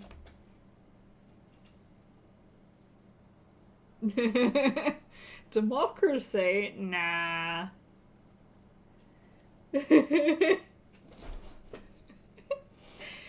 Okay. It's the opposite of what your mother has always been preparing you for. What is it that compels you to defy her? 1. Because it's what's best for Calistri. Why else? 2. Because I love my mother, but I know she was an awful ruler, and I would be no better. 3. Because I love my mother, and I know she is an awful ruler, but I would be no better. And I would be no better. 4. because if it came to war between us and the city, I don't believe we'd win. 5, because I want nothing to do with any of this, but I don't want to inflict my mother on Calistria either. Because the chat made me. Where's the custom answer? Yeah, wait till it comes to biting it. Yeah. Mother turns up and is like, how dare thee? I am a literal god.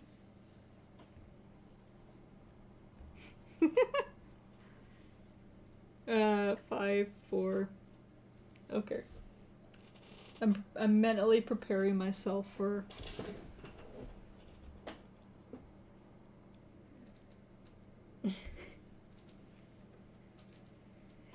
another dice roll.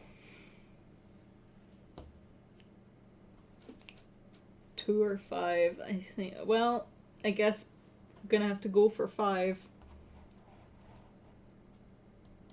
Because I want nothing to do with any of this, and I don't want to inflict my mother on Calistria either. Well, me. We're essentially picking the same option most of the time here anyway. There's a world beyond your home, beyond Calistria, beyond Arisen's distant borders. You won't be confined. Is there more options? There are 4. I get to pick. Hydrate. Yes, hydrate and good night, Keiko. I hope you have a good rest. Thank you for joining the stream.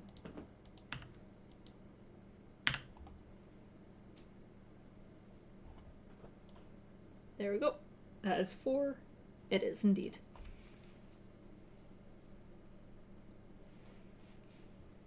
Where was I?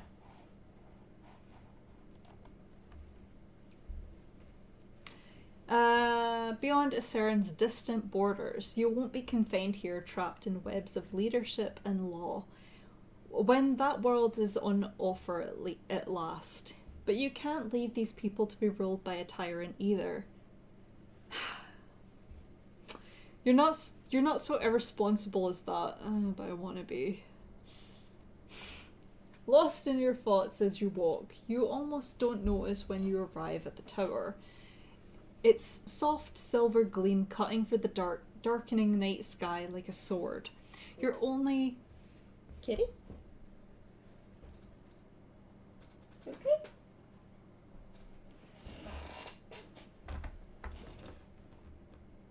Okay, honey?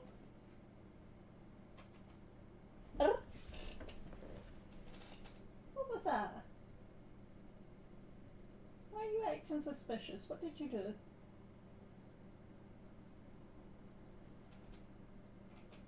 Okay, you want to sit up? Okay. He's okay. Where was I? Gleam cutting through the darkness in the night sky like a sword. You're only jolted out of your... You know what? It might have been the neighbours. Anyway, you're only jolted out of your reverie when the 2 guards by the entrance exchange a quick look, then step directly in front of the door. This wasn't what you were led to expect. You thought you'd only need the pass to get into the archives, not the first floor. Is something the matter, you ask? The assembly's not in session now, is it? So the tower should be open to the public. As Baz promised, neither of the guards is M, but you've been in the tower enough times by now to that you do vaguely recognise them. It's the one that I dropped the table on, isn't it? Oof. Just shifting my chair. They have a muttered conference before either of them bothers to speak to you. You can only make out a few words. The short, well-muscled woman on the left is called Sergeant Lindsay. And she mentions Baz's name to her companion. Seems they've recognised you then. Celeste, Lindsay says at last, turning to you. What's your uncle doing here? Oh. Baz, what are you doing? That froze you a little, just as you're reaching for your pass to the archives to see if that might speed things along. When Baz talked about arranging distractions for the delegates, he didn't say anything about being here himself tonight. Lindsay sees what you're holding and snorts. That a pass? Yes, you're allowed in, and so's your uncle. But I want to know what he's doing sniffing around. I know M in the assembly let him do what he likes because he knows things, and he did people's favours in the war, but I don't buy it. He's up to something, and it seems to me you're the most likely person to know what. Neither she nor her colleague has stepped away from the door. 2 minutes, I need to crack open a nice drink, so I've ran out of tea. Oh, things. Lovely. Oh, that reminds me. Iron Brew. I've got a legendary edition that's unicorn tears flavour. Fun fact, the unicorn is the national animal of Scotland. For some reason, we just like things like that. So yeah, it doesn't taste any differently from the normal soft drink, but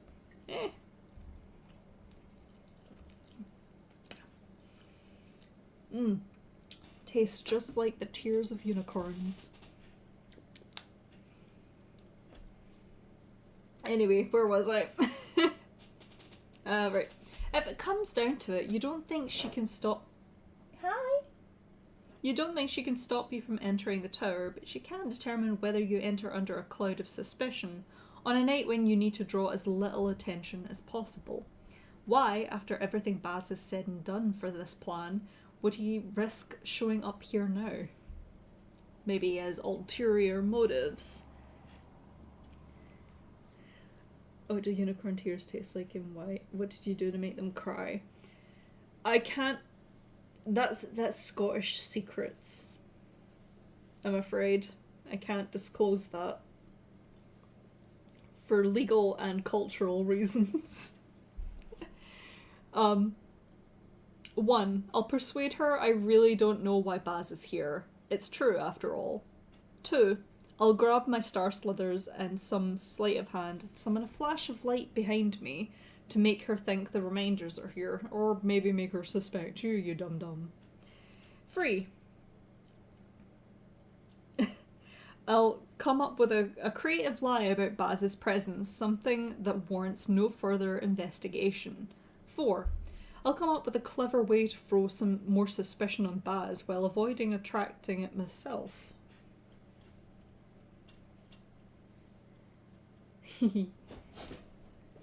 Yeah, I'm not gonna lie, the unicorns are probably the best part about Scotland, next to the haggis. Another mythical creature that lives somewhere in the Highlands. Strange little creatures. Some say that the unicorns and haggis coexist off of one another.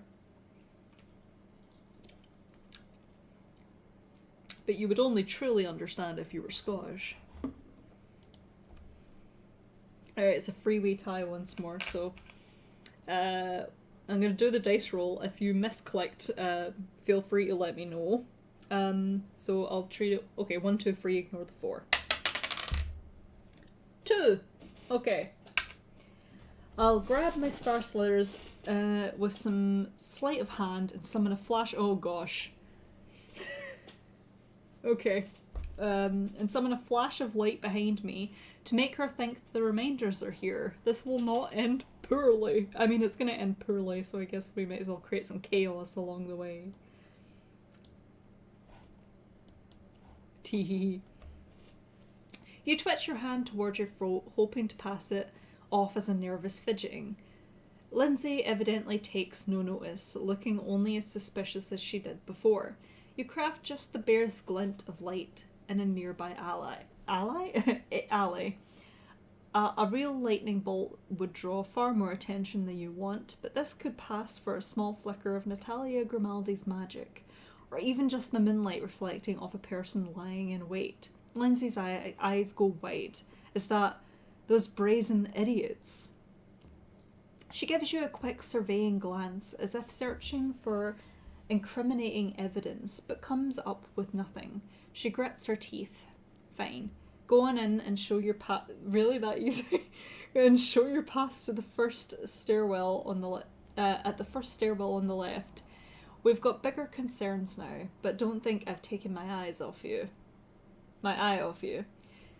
But as she and her companion take off running, you're quite confident that that's exactly what she's done, at least for the moment. Who here wants to kill us and Daddy? Not chat, certainly. Oh, another 4!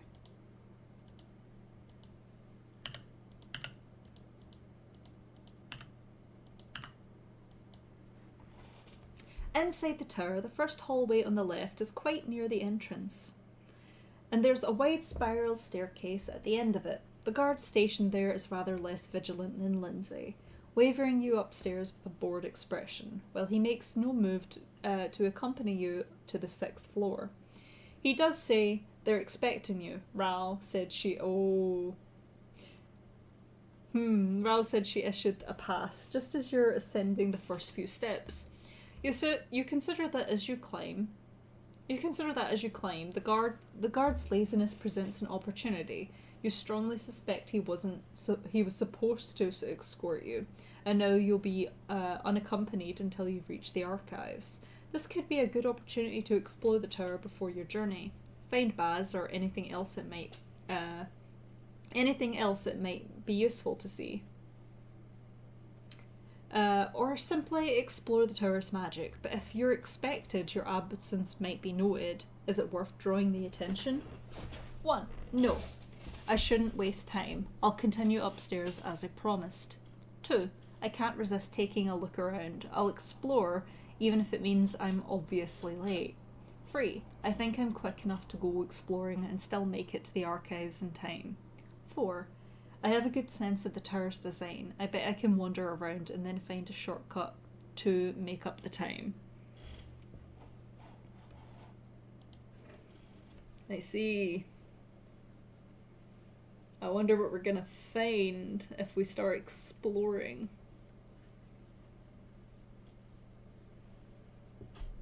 What do you think, kitty kitty? I think he's gone. Never mind.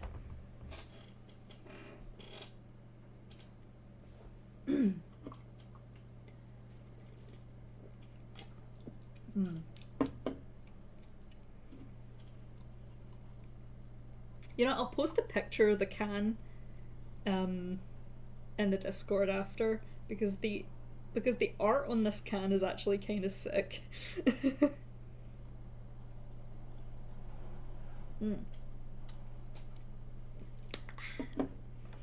Alright, number 4 it is. I have a good sense of the tower's design. I bet I can we've been studying it our whole lives in the last 3 days. I bet I can wander around and then find a shortcut to make up for the time. The main staircase you've been escorted to. I thought we weren't escorted. That's the point. Oh no, the staircase and okay. Is broad and ornamental, shallow steps and wide landings, breaking up the climb to display portraits and sculptures. Surely there's a quicker, more direct stair hidden somewhere for people who don't want to fight past all this elegance every day. At the 4th floor, you veer off the staircase and down a corridor, one that seems to shine just a little more brightly than the rest of the tower. At first you think your decision was random, taking the first path you saw, but then you pause in an arching doorway, one hand reaching for the wall, almost against your will. The decorations are wrong, with paintings and murals of the rebels' triumphs stretching out before you. But you could swear this place is familiar. You know from Baz's diagrams that the 4th floor hosts mostly living quarters. Did your mother live here once? Did you? The chain at your neck prickles with heat. For a moment, more than a moment, you think you could stand forever in that doorway, reaching for a part of your memory you can't quite reach. But then a voice comes from around the corner, and you flatten yourself against the wall, wondering if you'll need to find a hiding place. I don't like it, Ray. Okay. You recognize that voice, though it's louder than you've heard it raised before. Nobu Marden. What's not to like, darling? It's just a sudden request for a secret late-night meeting. Seems perfectly in Baz's line to me. That's Renard Ghislaine.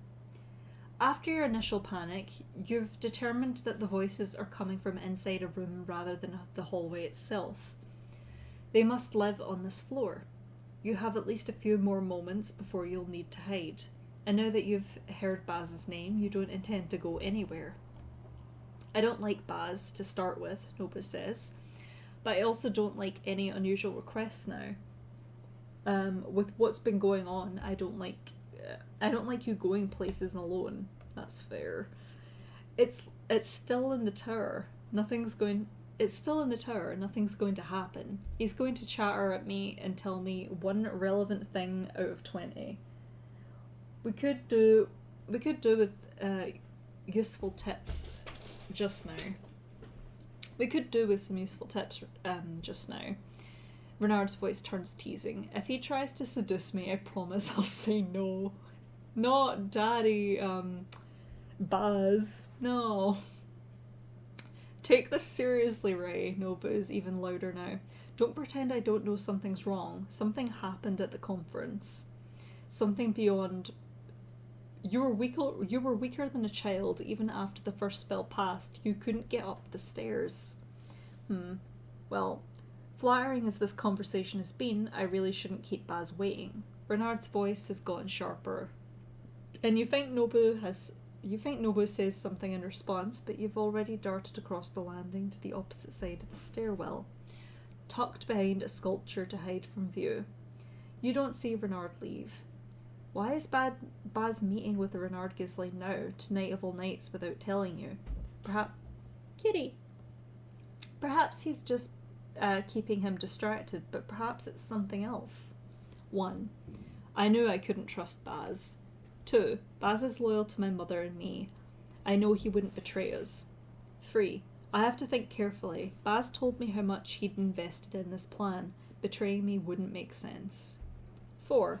Even if Baz has betrayed me, that just adds another layer of excitement to this adventure. 5. I don't care about Baz, but I want to know if something really was wrong with Renard Ghislaine after the conference.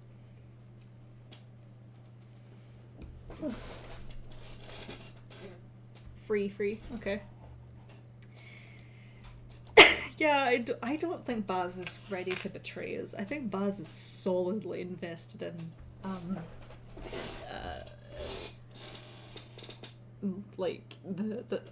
us returning. Especially since we look so much like him.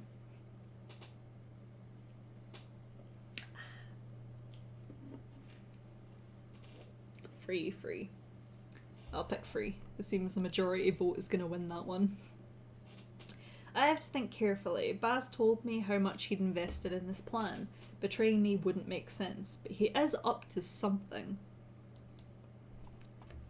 Whatever's happened, whatever is currently happening, you're far too deep in this to go back now.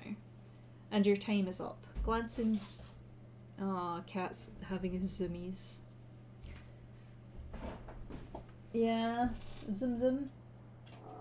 Yeah?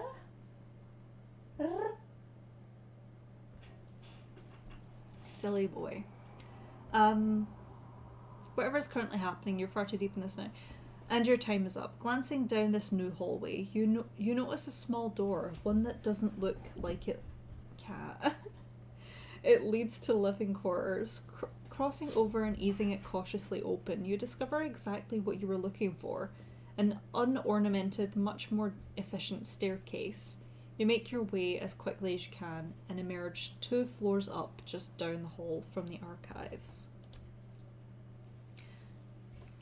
The tower's 6th floor looks a little different than... Cat. He has the audacity when I look round when I look over my shoulder to see what he's up to, he's just staring at me guiltily, like he knows what he's done. Yeah. Good boy. Can you guys hear him zoom? Oh, sneeze. Can you guys hear him zooming around and stuff? My poor neighbors.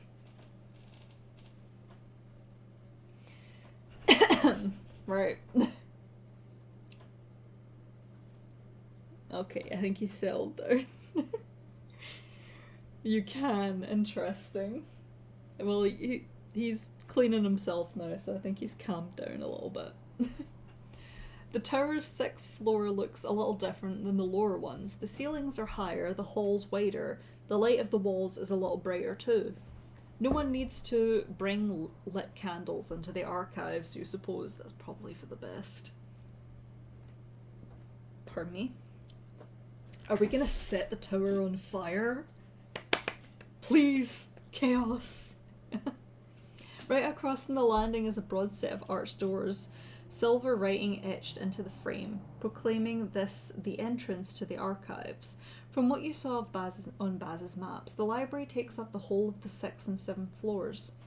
Owing to the time of night and the tower security, the only person you see on this floor is another member of the Sublime Guard stationed by the doors. You show them your pass from Ravenna, and then readily open the door to let you in.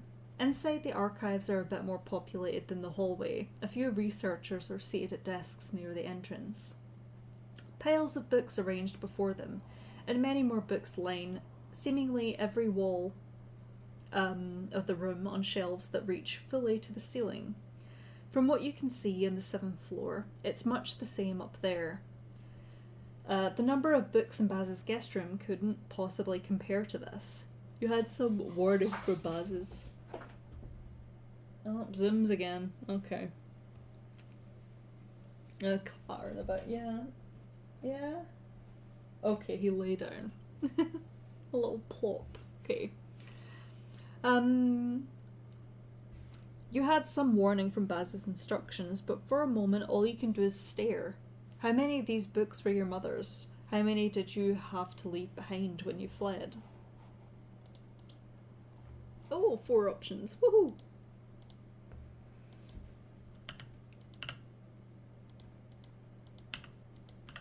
There we are. Someone clears their throat rather loudly beside you. Turning, you see a wide counter near the entrance and a man, perhaps a decade older than you, emerging from behind it. Pass, please, he says, holding out his hand with a look of impatience. A librarian, you assume. From his expression, you suspect you're going to get more scrutiny from him than from the guard outside. He scans the pass rapidly, then sets it on the desk behind him. Right, just be out by midnight, treat the books with respect, and don't take any of them with you. Baz directed you to the archives upper floor. The librarian is already back behind the desk as you head for the staircase. At the top of the stairs, you head for the back corner, the upper level, your fingers trailing along a bookcase as you go. Somehow, here more than ever, you're aware of what you and your mother lost when you fled Calestri. The tower's bottom level has been remade in the rebel's image, but most of these books belong to your mother once. This might be where you began learning to read. 1. It doesn't matter. Calestri has moved on and we need to do that too. 2. My heart aches just looking at this place. I should know these shelves like the back of my hand. 3. There are 100 things I might feel, but I can't let on or people might stare. 4. I grab a book when no one's looking. All of this should be mine. I'm not gonna lie, I would love a library that size. I might be able to fit all my books in it. More books that I can impossibly read, but they're still nice to have.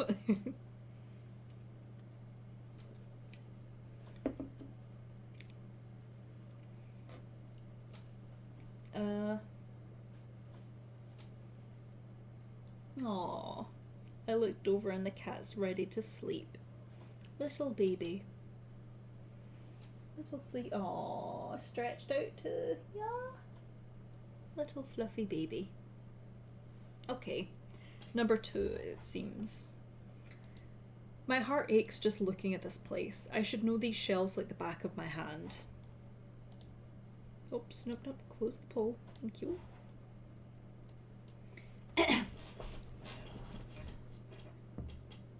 Okay, yeah. At the far back corner... Oh, there's a lot of options. At the far back corner of the archive's second level, you find the location bars drilled into your head. The shelves along the wall aren't as tightly packed as the ones that make up the aisle along the rest of the floor. There are occasional gaps between them to let in the tower's shine. One of those gaps, between 2 shelves of books on architecture and design, is a patch where the natural light of the stone is just a hair duller than the rest of the room. There's some variation for the tower, so it's nothing that draws the eye, but in this case you imagine it's something to do with the fact that the stone here is so much thinner than elsewhere. With your mother's hidden stairway awaiting behind. You reach into your coat for the key, then freeze with one finger brushing the clay. Just emerging from one of the long aisles of shelves is a woman a few years younger than you, wearing spectacles and a deep, intent frown. She crosses over to a bookcase a few over from you and studies it intently, finger running over the book's spines, occasionally pulling a volume loose and flipping through briefly before replacing it. Whatever information she's looking for, something about architecture, presumably. She doesn't appear to be finding it, and she doesn't seem to have any intention of leaving until she does. You can't open a hole in the side of the sublime tower with this aspiring architect just a few paces away, and this is hardly the time to dawdle. You're going to have to do something about her. Murder. Hide the body in the walls. 1. I'll distract her and everyone else in the room by shoving a bookcase over. 2. I'll politely ask her to leave. 3. I'll insist that she leave, not at all politely, and refuse to listen to her protests. 4. I'll ask what book she's looking for. I'm sharp-eyed enough to find it quicker than she can. 5. I'll stealthily trip her so she falls into the bookcase, dying on impact. And get her in trouble for disturbing the archival materials. Okay.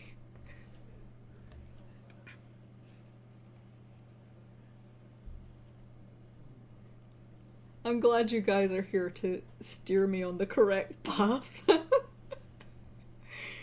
Oh. Alright, I'll ask what book she's looking for. I'm sharp-eyed enough to find it quicker than she can. I'm sharp-bladed too. All it would take is one stabby stab. Excuse me, you say, crossing the shelves to stand by her side. You look like you're searching for something. Can I help? Oh, that would be lovely, she says.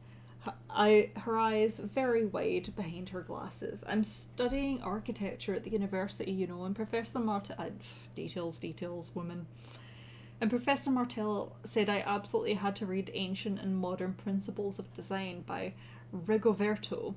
Only I looked under the R's for Rigoberto and it wasn't there, so I asked the librarian. He said perhaps someone had put it back in the wrong place, and I asked if he could help me find it, and he said he was in the middle of something else at the moment, but he'd be with me afterward. But I waited 10 or 15 minutes at least, and he was still busy, so I thought at this rate I might as well go looking myself. She rambles more than Baz does. Murder maybe is an option. So that's what I'm doing now. I don't know what else to do, but to go through the whole architecture section, and that's if it's even in the architecture section, which I hope it is, because if it's not... Oh, I lost my mouse. Where'd it go? Oh, it's on the other one. Okay, got it. Is this what you're looking for? You interrupt her. as you reach over to the next shelf and pluck out a thin volume with the name Rigoberto embossed on the spine. Oh yes, that's it. That's it exactly, the student says, beaming. You've absolutely saved my life. Thank you so much. Dipping her head in gratitude, the woman retreats to a desk to study the volume, finally leaving you alone. After one final check for observers, you retrieve the mass of clay from your coat pocket and stretch it out toward the wall. Almost the moment the clay touches the stone, the wall splits open before you, gleaming light giving way to a shadowed path. The stone makes no sound at all as it opens, and after you rush in and quickly press the clay to the inner side, it seals shut just as soundlessly. The tower's light is fainter here, just bright enough to illuminate the path before you. The walls are close, the ceiling low.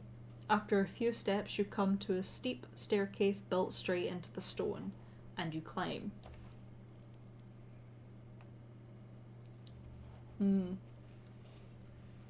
The tunnel only gets dimmer as you climb, until you can see little but your hand tracing along the wall.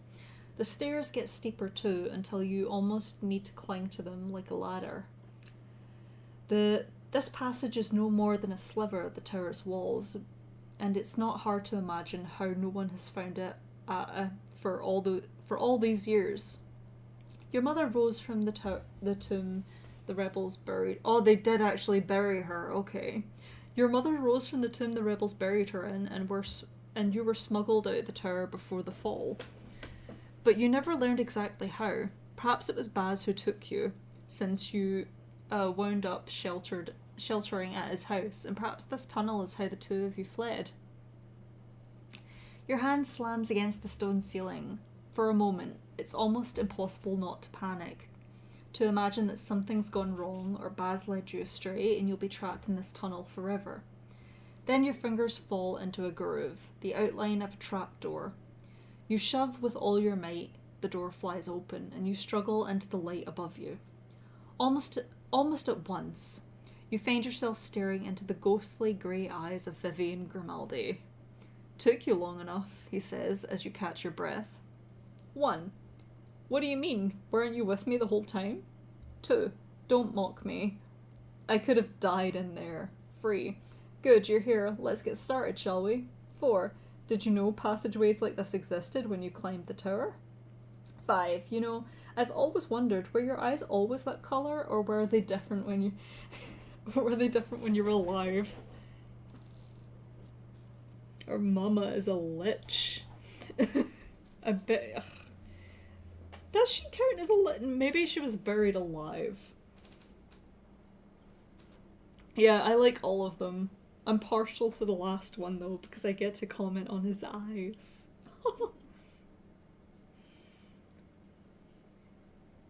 1.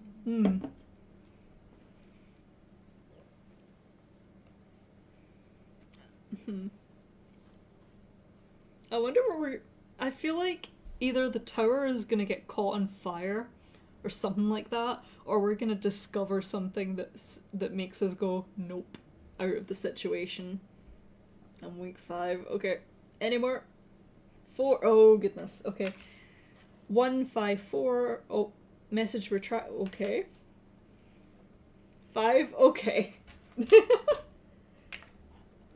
Okay, you know, I've always wondered, were your eyes always that color, or were they different when you're alive? Oh. What? Vivian says flatly, not bothering to make it into a question. Oh, what? We're here to climb the Sublime Tower. Why are you talking about my eyes? Because they're pretty. Just a thought I've had, you say a little sheepishly. Vivian is silent a moment, and then says quietly enough that you nearly don't hear him. What colour? You have to ask. What colour? Vivian repeats. Haven't really been looking, so... Grey. Deep grey, you tell him. Yeah, that's the same. Aw, they have the same eyes!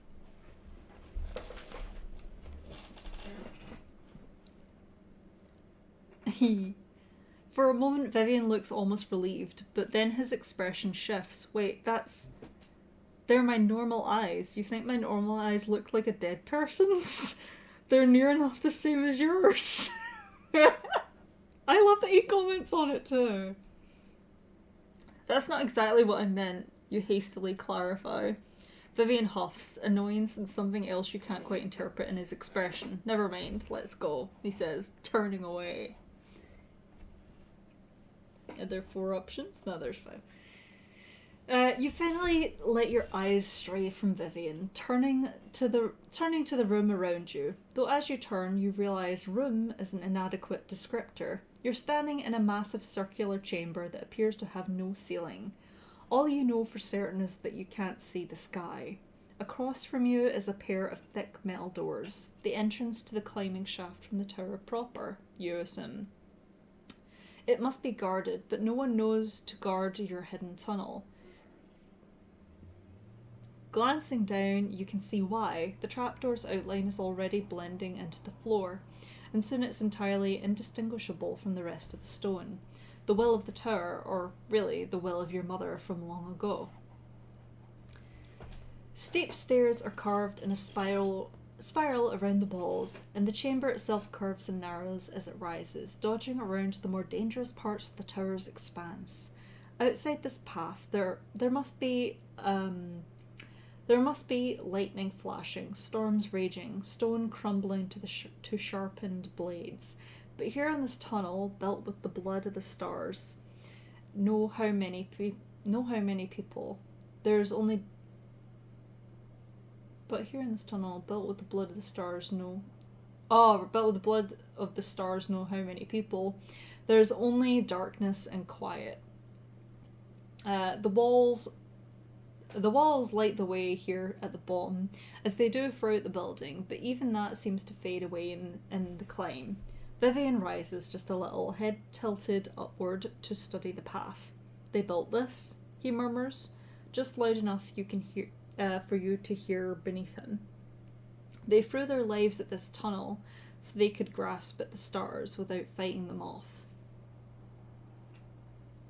He looks back down at you with a wild kind of smile you don't think you've ever seen from him before.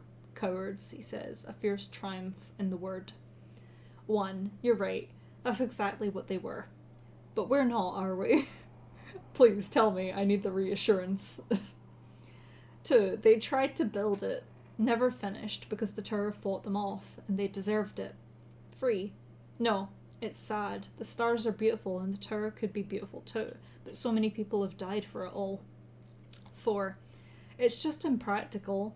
If anyone's going to make proper use of the stars, they have to have easier. They have to. Oh my goodness. They have to be easier to access than this. 5. I'm going to die in here.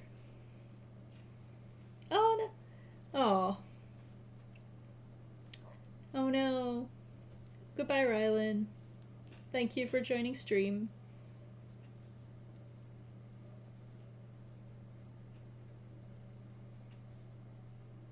3, 1.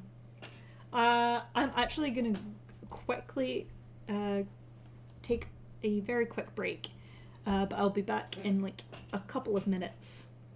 Let me put it on standby.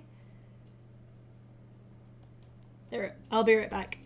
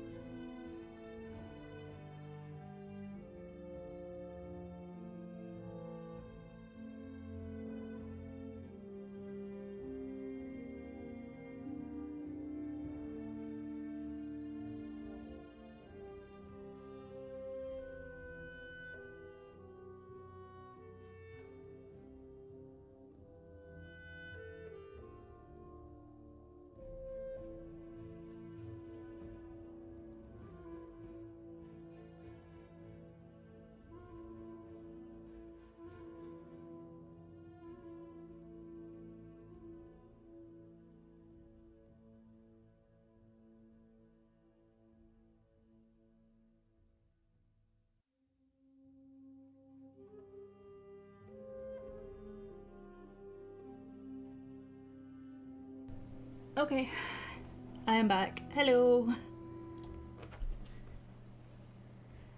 Oh my goodness. Right.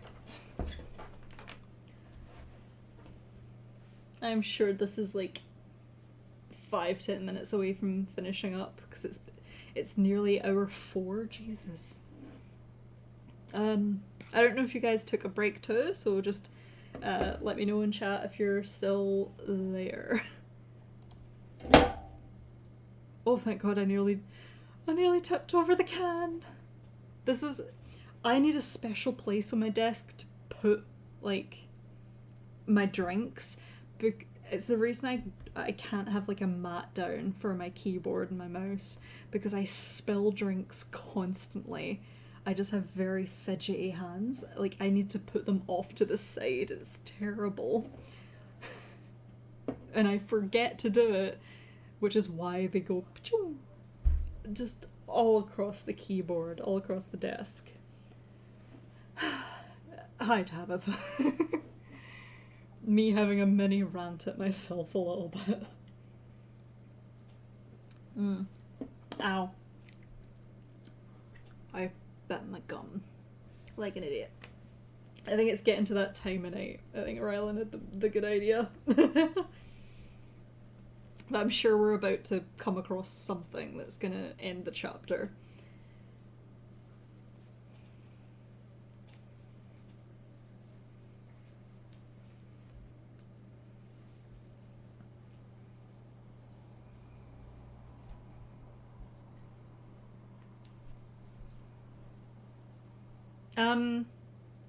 Cliffhanger. Yeah, I feel like a cliffhanger's coming.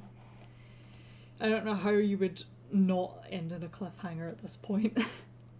Unless there's another hour of reading to come, which I doubt. 3 and 1. Okay. Coin flip. Oh boy. I get to use the fun coin. So, okay, 3 is heads, 1 is tails. It's heads. So 3. Yep. No, it's sad. The stars are beautiful and the tower could be beautiful too, but so many people have died for it all. The remnant stars aren't beautiful. There's 4 options. Yay. The poll makes it so much easier. Imagine if Baz is just dead and that's what we find. The remnant stars aren't beautiful, Vivian says, expression darkening. The remnant stars are weapons. They don't have to be, you say. They work wonders of healing. Beyond healing. They're the reason you're here. Vivian ignores you, and you persist. Think about it, really. How many people have died for the stars in the tower? The rebels. The innocents in the war. The innocents before it. My mother, in a way, and very nearly. Or very nearly. Even you, Vivian. None of that had to happen. Don't start talking like the reminders, Vivian says. Voice and posture stiff. I died for money. Vivian drifts over toward the wall. Let's go. Walking up some stairs. You definitely needed to summon a ghost for this. He's already floating upward, only loosely following the path of the spiraling stairs, with no apparent intention to wait for you. You're not ready to charge after him quite yet, though. From what Baz said, this is a 20-story climb, or close to it, and that's all before the safety of the climbing shaft comes to an end. And you emerge into the real battle. When it comes to your immortality, you're safe only from time, not from falling, drowning, burning. If you're to have the strength to make it past your mother's final defenses alive, you'll have to figure out a way to pace yourself now. Your star shards can help you along, of course, but burn them all away and your magic will go with them. 1. I take it slow and steady. I'm strong enough not to tire. 2. I'll take it at a sprint. I work best at fast paces. 3. It doesn't matter how I take it. I'm stubborn enough to ignore my weariness, at least until afterward. 4. I won't take the stairs. I'll fly beside Vivian. Covering that distance will burn a remnant sliver, but it shouldn't tire me at all. Hmm.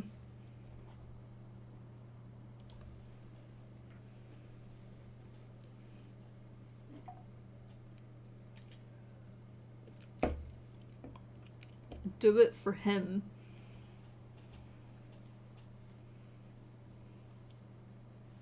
We know we're not. Yeah, we're not strong. We're a weak. We're a weak little. Um. What even are we, like? A star person? I'm sure a demigod. I mean, hmm, something like that.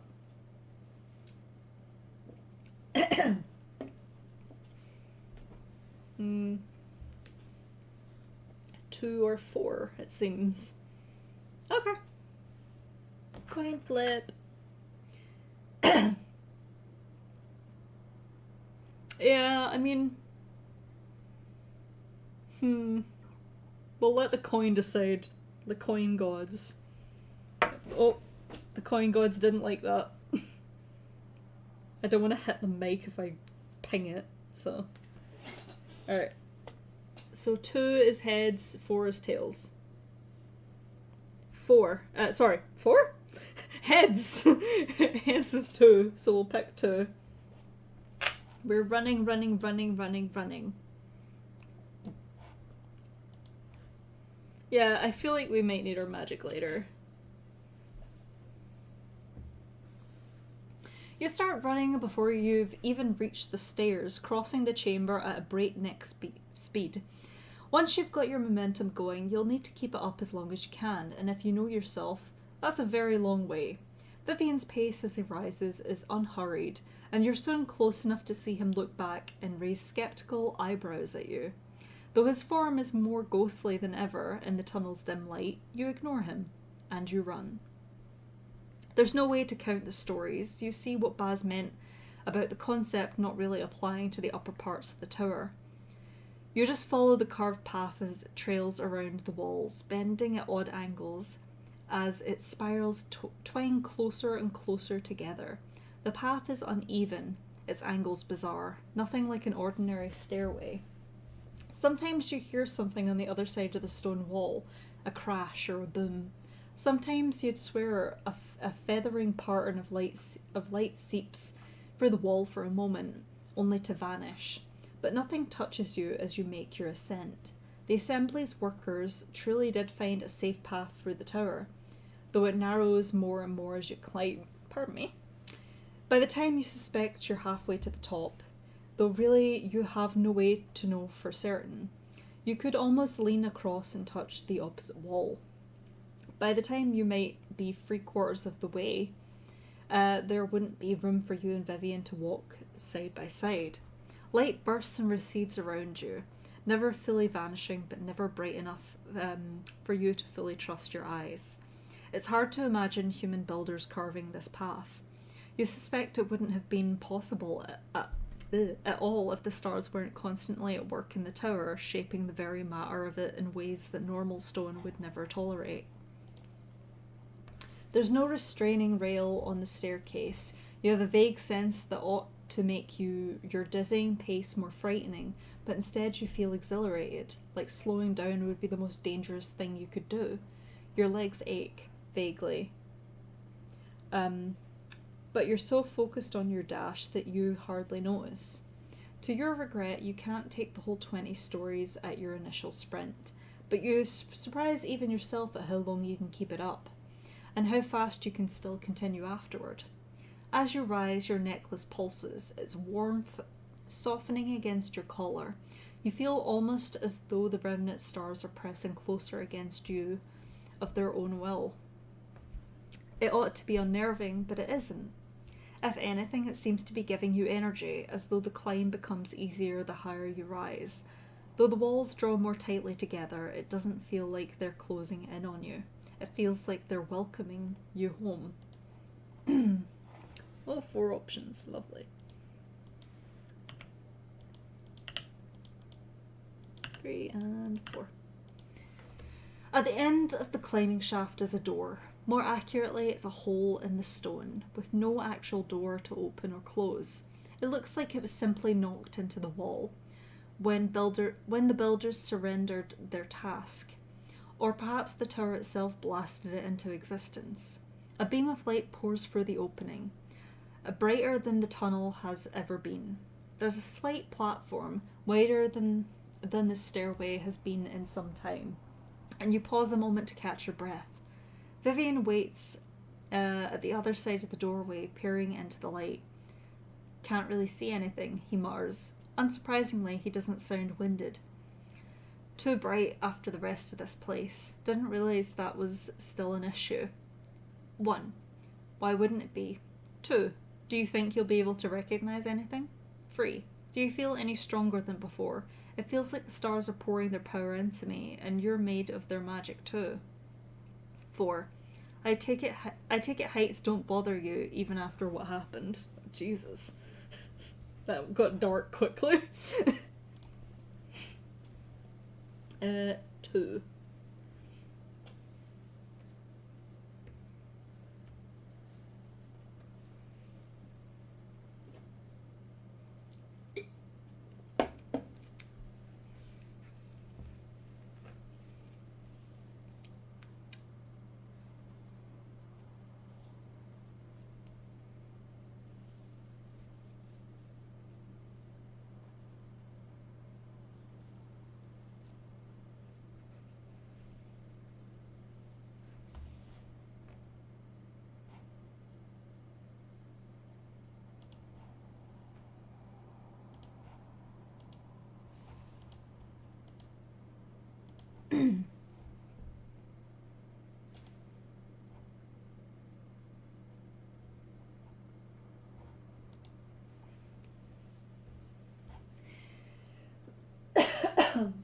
Oh my goodness.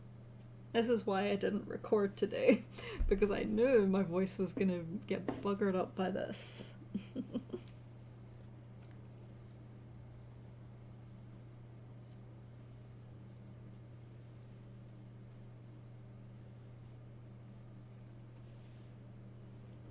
Still waiting for someone. There we go. Okay, 50-50. Yay, a coin toss. 2 or 3. 2 is heads, 3 is tails. 2 is heads. Yep. Do you think you'll be able to recognize anything? Oh my god, my voice. I should try recording with this voice. It's not a matter of recognizing the architecture, Vivian says. The patterns, maybe, the types of assaults. But everything will look different in there than it did 100 years ago, than it did an hour ago. He sounds like he's talking more to himself than you. That's 5. You peer around him.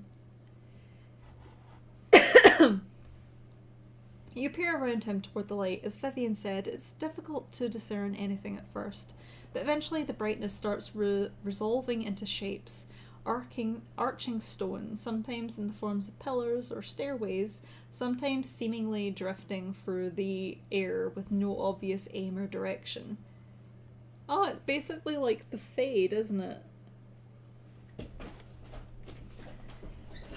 A column of what you realise is water pouring down through the centre of the room and down past your feet. A bolt of lightning, the room's glow split by an even more piercing whiteness. Dark patches amid the light, struggling to consume it and being pushed back. It should look chaotic, but it doesn't. Neglected, perhaps, but something deep within you insists that everything is in its place, that you can find safe passage if you prove yourself a rightful heir. I do recognise this, Vivian says, startling you from your contemplation. That column of water, don't go near it. I mean, anywhere near it, not just right beside. Not like I'm expecting you to just sprint into it. There's wind all around it, pulling things in. Hard to tell from here. Where's my mouse? There it is. Oh, where was I? It doesn't only go, hard to tell from here. Those winds don't work properly on the rest of the tower, but it'll drag you inside from halfway across the room, and it doesn't only go down, changes directions as it likes. down and up and spiralling around, not sure if it'd drown you in midair or throttle the life from you first, but you won't make it out before one or the other of them happens. He pauses, then adds, almost indifferently, only reason I made it out when it caught me is it was going down at the time, and I remember what the floor beneath me looked like. So I knew where my rope would catch if I threw it. Would have worked. Should have died there before your mother ever saw me. Shouldn't have worked. Should have died there before your mother ever saw me. He talks idly, staring out into the doorway without so much as looking at you. But then we would never have... One. But then we would never have met. 2. That's an incredible thing to have done. You ought to give yourself more credit. 3. How did that not frighten you off finishing the climb? 4. It was only what you deserved. You shouldn't have intruded on our home in the first place. 5. I don't know what I'd do if we hadn't hired you. 2. Oh.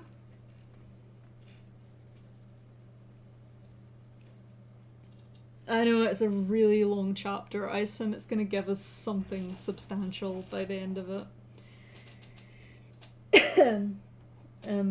True. Any other votes?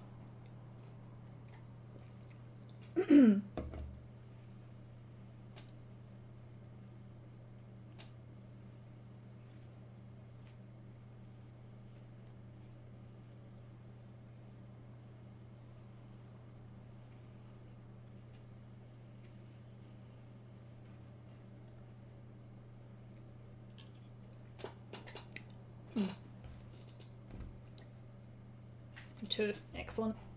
That's an incredible thing that you've done. You ought to give yourself more credit than that. Hurt too much to feel all that incredible at the time, Vivian says, sounding distracted. He pauses a moment as if only just taking in what you said and asks, "Are you trying to flatter me?" Maybe. There's a very slight hint of amusement in his voice and an even slighter hint of something else. Hee hee. I guess we've locked in his romance. You couldn't see, but I just did the hand floppy thing, like, hee hee. 1. I am, yes. No. Just telling you the truth. 3. Is complimenting you the same as flattering you? 4. If I was, would it be working? 5. Do you want me to be trying to flatter you? Oh, I like all of them.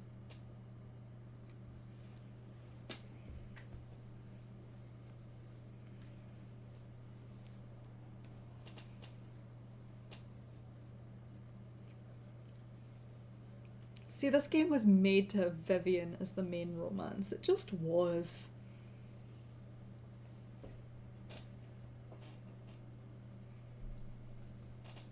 Four, I see. If I was, would it be working? Okay, not when you're flattering me about how well I filled in a hole, no. He definitely sounds amused now.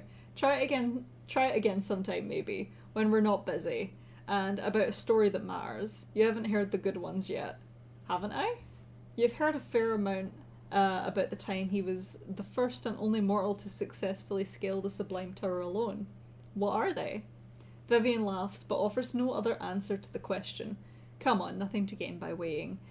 Keep to the far wall, don't get struck by lightning, don't get hit in the head. Sometimes there are stairs, sometimes you have to scale it. But it's uneven enough, there'll be footholds somewhere. If I remember right, we're nearer the top than Dexter fought. Practically nothing to it now, he scoffs. A climbing shaft. It's like a child's game. You almost died in the magic cyclone, you point out. I had a rough childhood. Vivian grins at you. He floats forward into the room, rising well above the floor. Where's my... There it is. Oh, please. The chapter is really lingering, isn't it? You follow more cautiously in his wake. Vivian and the room's magical furnishings clearly don't feel the cyclone's pull. But you experience an immense pressure almost the moment you step out of the safety of the climbing shaft. It hardly feels like wind, so much as an enormous force summoning you toward the room's centre, toward the column of water that splits the stone. Lights flash in your vision, and it's hard to say how much of that is the tower's magic and how much is your own dizziness. The star's warmth is comforting, grounding, but you're more aware than ever before that you only hold a fraction of the magic that is the tower's very being. I hope it ends soon, because I also would like to go to bed, but I don't want to not finish the chapter. Vivian is just visible in the distance beside some kind of slope. Your eyes are watering too much in the gale to tell if it's a real staircase or one of the climbable patches he mentioned, but you struggle in that direction regardless, hand on the wall. Finally, arriving just beneath Vivian, you discover that the path he's pointed out is more like a series of ledges. Not quite a sheer climb, but you can't walk up them as you would a stairway. You'll be pulling yourself up with your arms and legs. Flying is enough of a risk that it hardly seems worth considering without the ground to cling to. You'd be even more at the mercy of the wind. Perhaps you could make your magic strong enough to fight the current, but it would take time and concentration to muster your power, and all the while you'd be vulnerable. Climbing is more or less the only option. That means taking your hand from the wall, lifting your feet enough to risk losing your balance. For a moment it feels too daunting for you to move. Your head spins at the thought of Vivian doing this 100 years ago, alone, with no warnings, no guides, no magic of his own. You won't stop here. In a very real sense, you can't. If you're going to make this climb, you need to find something to cling to, something within yourself that's stronger than the wind and the stone. I'll get 4 options.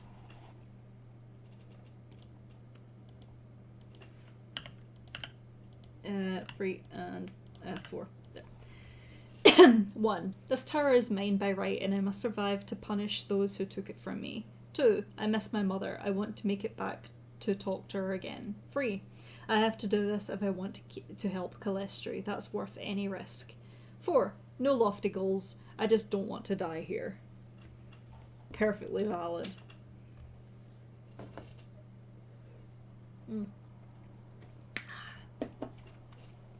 I wonder what's at the top of the tower, because it's not going to be what we think it is. I expect no way we're just going to get our powers back immediately.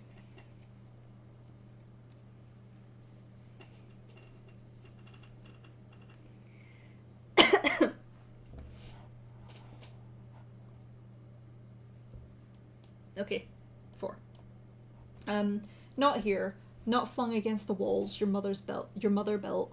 Not with her magic choking the air from your lungs, not at all. If you have your preference, but certainly not here and now. You take a breath and start to climb.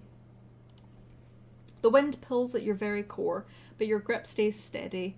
You mount one ledge, then another, making your way up the path with demonic gusts screaming in your ears. You don't know how long you've been climbing before you start to feel the stone shifting beneath you.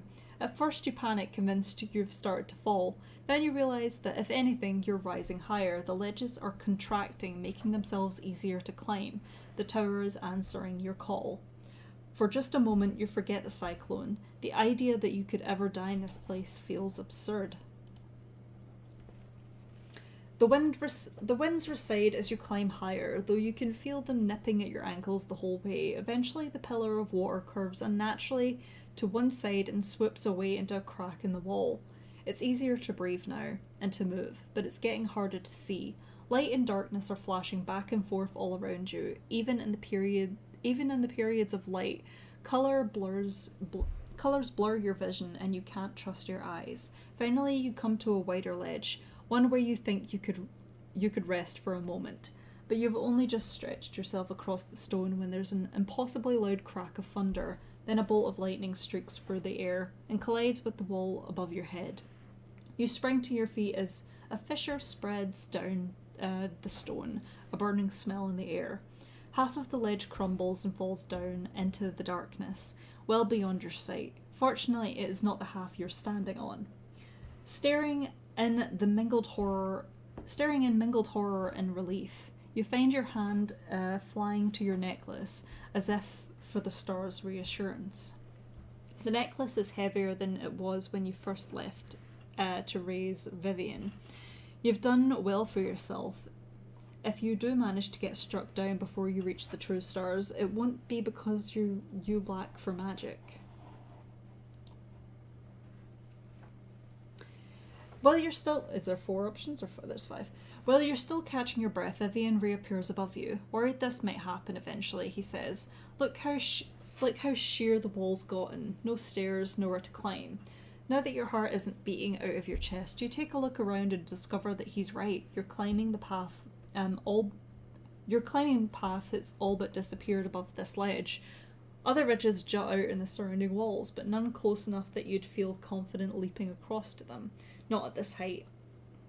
Might rearrange itself in a moment if we wait. Might rearrange itself if we wait a moment. Also might collapse its own skeleton on us. Always better to keep moving. It's a bit better just up ahead. Almost a real staircase. Vivian studies the air above you. You can fly, can't you?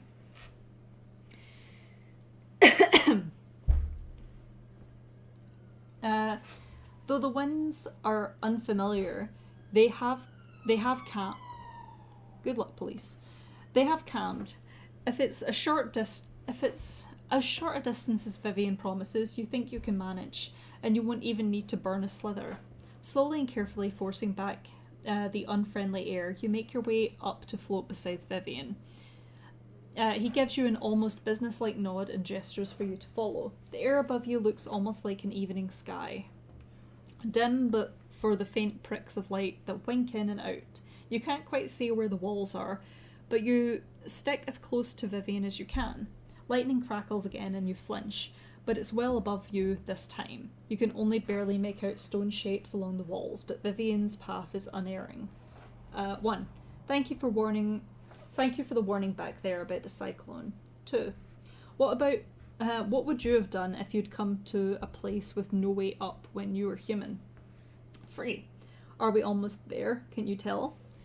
4. It seems like being a ghost has its advantages. Are you sure you want to go back to being human? 5. This is a little intimate, isn't it? Flying together like this. It's nice. Okay, calm down, Morrigan. Calm down.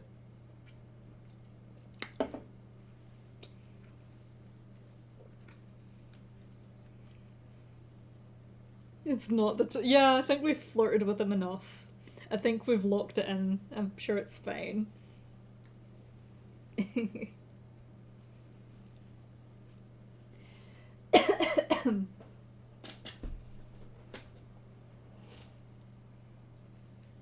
One. Okay. Thanks for the warning back there about the cyclone. There's a pause and you think Vivian might be embarrassed. Yeah, good job not dying, he says eventually. One shape along the curving wall is getting larger above you. It looks steady enough.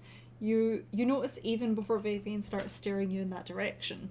You quickly come to rest beside him and set your feet down on the hard rock beneath you. Just as Vivian said, there's an approximation of a stairway rising out of the wall before you. There are gaps in the stone, pieces missing, but it's more climbable than the ledge you left behind. Still catching your breath from the flight, you start to take your first step, then pause, distantly aware of the rumbling sound above you. Ruh-oh. Vivian's been talking about the stone of the tower rearranging itself since you entered, but it's an easy threat to forget about, with the dizzying drop at your feet and the bolts of lightning arcing their way over your head. But as you lift your head and discover another massive stairway, almost the reverse image of the one in front of you, plummeting directly toward you, you realise exactly what he meant. The stairway is breaking apart even as it falls. But each near piece is larger than you are, and each one is still falling in your direction. Is this your mother's design, that the parodies of real furnishings would fly back and forth for the tower to put an end to anyone who thought it could be climbed? Or is it her magic gone awry in 20 years of her absence? Right now, with too many jagged boulders to count descending on your skull. You don't have time to figure it out. The tower is dark, the winds are strong, and you need to find a way to escape. 1. I shout to Vivian for help. 2. I dodge out of the way. 3. I'm strong enough to leap to another ledge below me, out of range of the rubble. 4. Using the stars, I channel the wind to shape the pieces of falling staircase to fill the gaps in the one before me. Okay. 5. I summon a lightning bolt to obliterate the fret. I'll have to burn a star slither to be sure the danger is gone. Oh my goodness.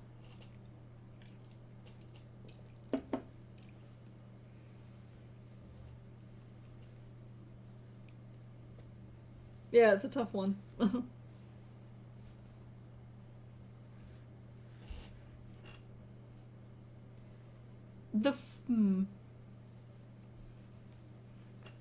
I feel like it would, since it mentions it in 5, I feel like 4 wouldn't burn a slither. Because it doesn't mention it, even though 5 does. So...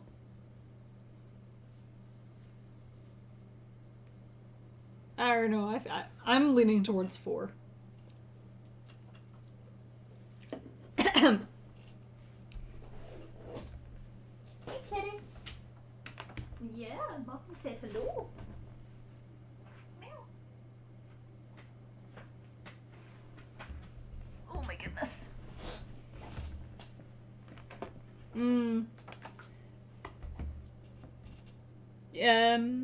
4. Okay, I feel like we're leaning towards 4. Okay. Using the stars, I channel the wind to shape the pieces of the falling staircase to fill the gaps in the one before me. Using the stars takes thought and effort, more than by any rights you should be capable of just now. But patterns and puzzles are almost instinctual to you. You barely even look as you find pieces of rubble left and right, closing holes in the ground with nothing to hold your work in place but the perfect shape of a perfect seal.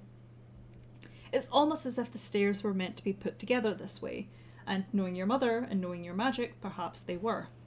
It could be an hour or mere seconds that you spend slinging rocks into place, but eventually you're looking at a complete staircase rising up before you, somehow safer and sturdier than before. You're drenched in sweat, breathing hard, but you're safe. Huh, Vivian says, floating beside you and looking utterly stunned. What was it you needed me for again? Yes, the one thing we're good at, magic. As if in recompense for your near miss, the next several minutes of climb... there's 4.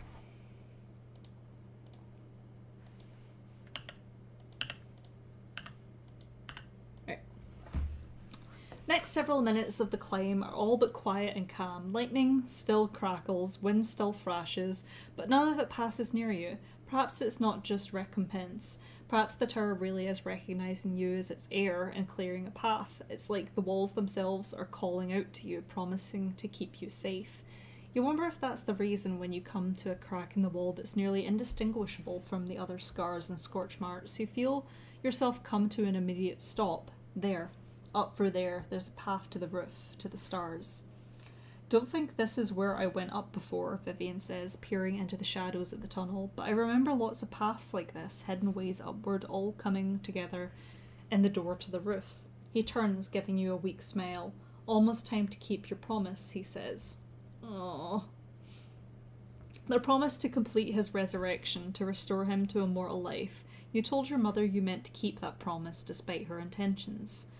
That feels like a long time ago, though in truth, it's hardly been more than a week. A great many things are different now.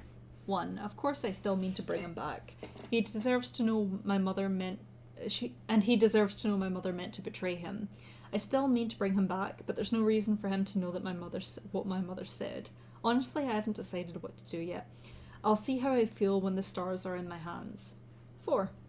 I've changed my mind. I won't waste the star's magic on Vivian's resurrection. I'd be fooled to tell him that now, though.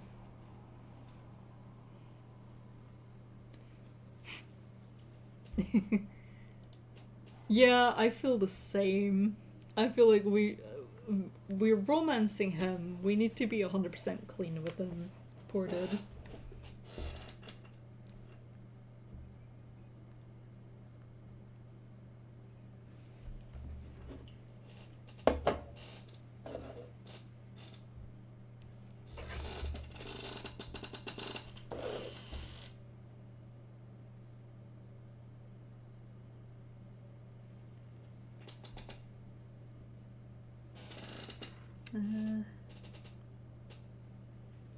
There, I quickly got a picture of the Iron Brew can. The cool design. I'll quickly post it in the Discord.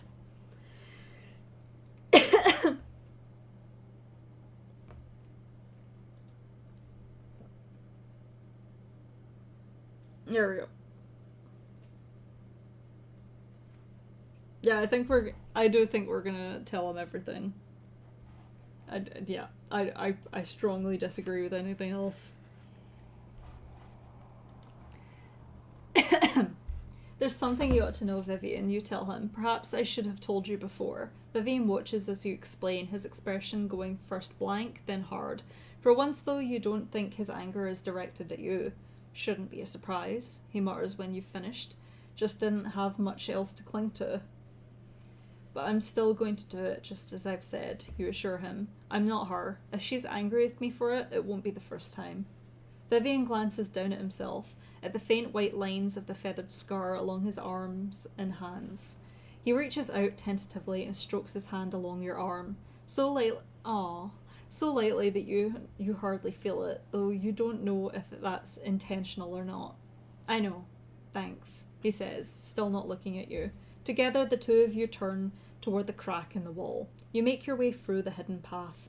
It expands until it's almost a proper corridor, something you haven't seen since the tower's lowest levels. It also spirals upwards, finally coming together with several other twining paths in a circular room with a warm glow.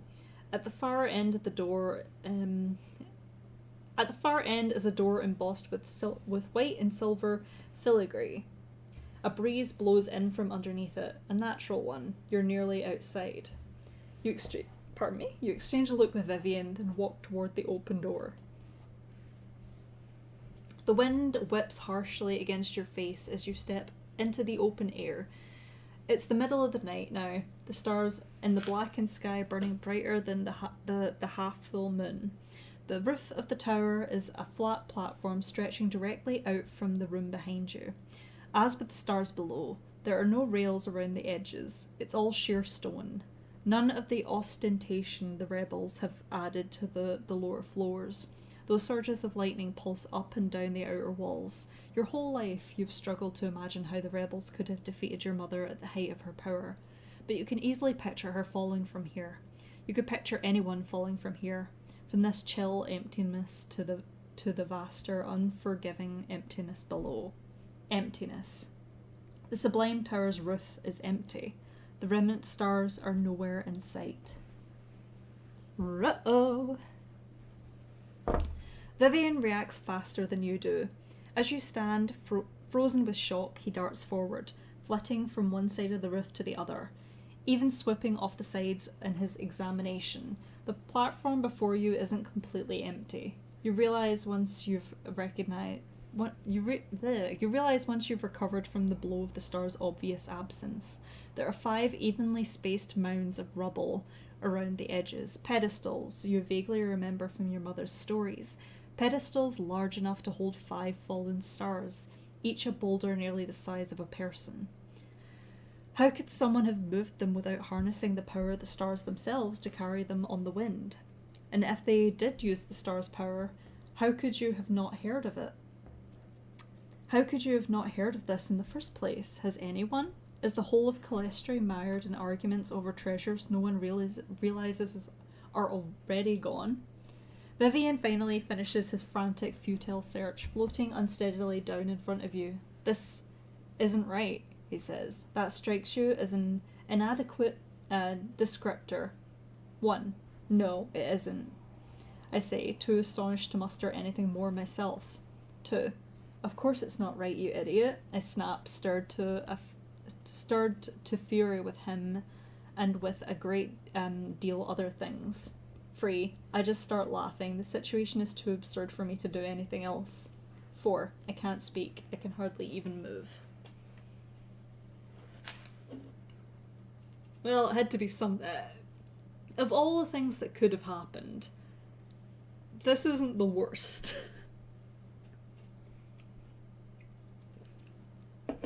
Yum yum yum.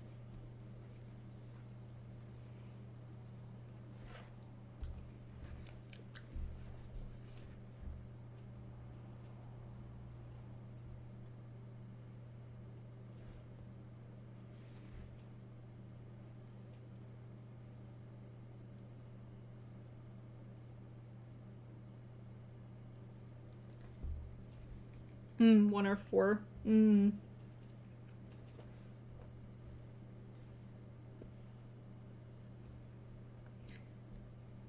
One. Okay. Free. One. Okay. One or okay. One for heads. Free for tails. Oh my. Okay. Heads. It's always heads. I guess we're picking one. No, it isn't. I say, too astonished to muster anything more myself. Oh, for fuck's sake, please. You lose track of how long you and Vivian spend staring into each other's eyes, mirror images of stunned horror. When Vivian finally speaks again, his voice is steadier than you expected, steadier than you're sure your own would be. Morrigan, he says slowly. Tell me you didn't know about this. Oh no, I didn't betray you, sir. I didn't know about this, you repeat, pure astonishment giving way to confusion. How would I have known about this? I don't know. Vivian's voice is shaking, his body going translucent before your eyes. How could I know? I know your mother killed me and then waited 100 years to bring me back just to dance like a puppet at her command. That's what I know. I know your mother's a liar and a traitor and a murderer, and she shut you up alone with her in that cavern so you'd have to do whatever she says. Maybe this is what's fun for people like her, telling me you'd give me my life back, telling me whatever else, it doesn't matter, and oh, Pookie, no. And dragging me back up to the last place I ever saw with my own eyes, just so you can dash it away. Tell me you knew the stars were gone. Oh. His breath hitches, his words accelerating until the bewilderment has been replaced entirely by anger, lightning crackling up and down his arms. You haven't seen him this furious since you first brought him back. Maybe not even then. You're still trying to make sense of this yourself, but it's clear you have to say something. You're not sure what he'll do if you don't. 1. Vivian, please believe I didn't know anything about this. I'd never try to hurt you like that. 2. Don't talk to me like that. I'm going to find whoever did this and kill them. So point your anger in the right direction. 3. Slow down, Vivian. Let's talk through this. How would it make any sense for me to have done this? 4. Say what you like about me, but my mother deserves respect, and neither of us know. 5. I stay quiet, ignoring his demands when he's this angry might be risky, but he needs to work through this on his own. Ugh. Poor Vivian. Baby boy.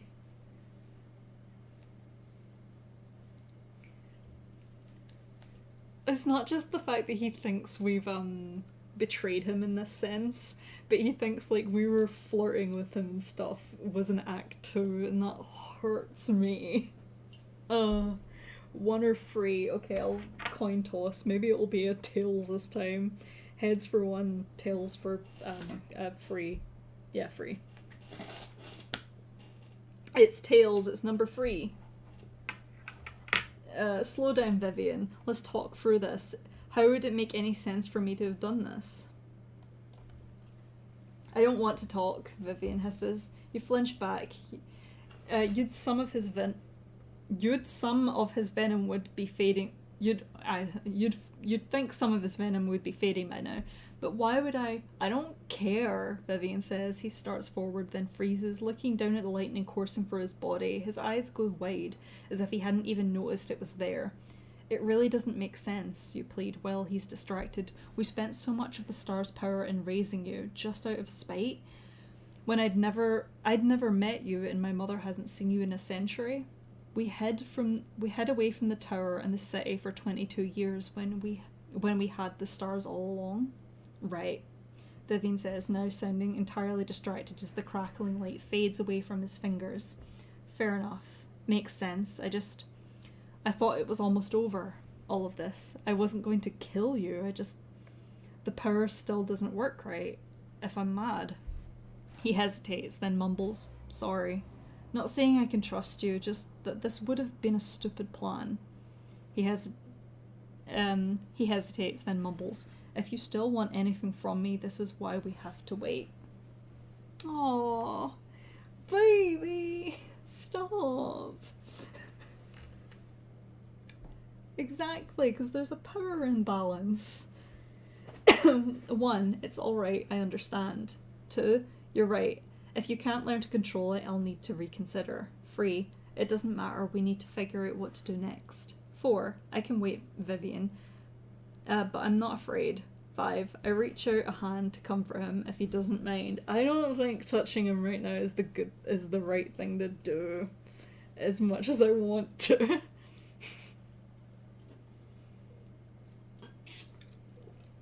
I think he needs his space.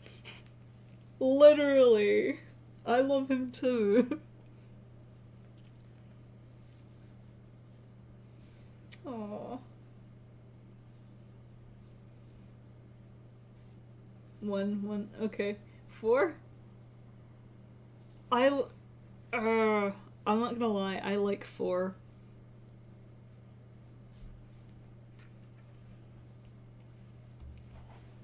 I'm gonna take an executive order and pick 4. I really like 4. Yeah, I can wait, Vivian, but I'm not afraid. Huh. Vivian Mars, good for you. He doesn't sound bitter or sarcastic, just regretful. So what happens now? We climb all the way back down, Vivian. That's what happens. You start pacing the roof in an attempt to answer that question while Vivian slumps to the floor, looking dazed and a little unwell. Among the many questions the star's disappearances raised, perhaps the most immediately urgent one is that you're not sure how you're going to get back down exactly. You expected to have the star's full power well in hand by now, but you're no better off than what you were before. The lightning that coats the outside of the tower is more volatile than the occasional bursts outside. According to Vivian and Baz, you can't fly down and cam it at the same time. Not with the fragments of magic you have. Do you have the strength to make it all the way down to the tower again? Your mother could fly up and down the tower whenever she liked, could calm its rage at her will. Was that the only way she ever descended, or could there be another way down? You don't see a space for anything other than the door behind you, but things in the tower aren't always as they seem. Baz didn't mention another secret passage, but then Baz also believed you would have the stars by now, or at least you thought he did. 1. I searched the whole roof with as sharp an eye as I can, determined not to miss anything that's out of place. 2. I keep the tower's design in mind. Is there any place where a hidden door would make sense? 3. I tear through the rubble, determined to leave no stone unturned. I won't be defeated here. 4. I'll ask if Vivian can figure it out. After what just happened, he might appreciate knowing I still trust him. Yeah, Baz, what were you doing?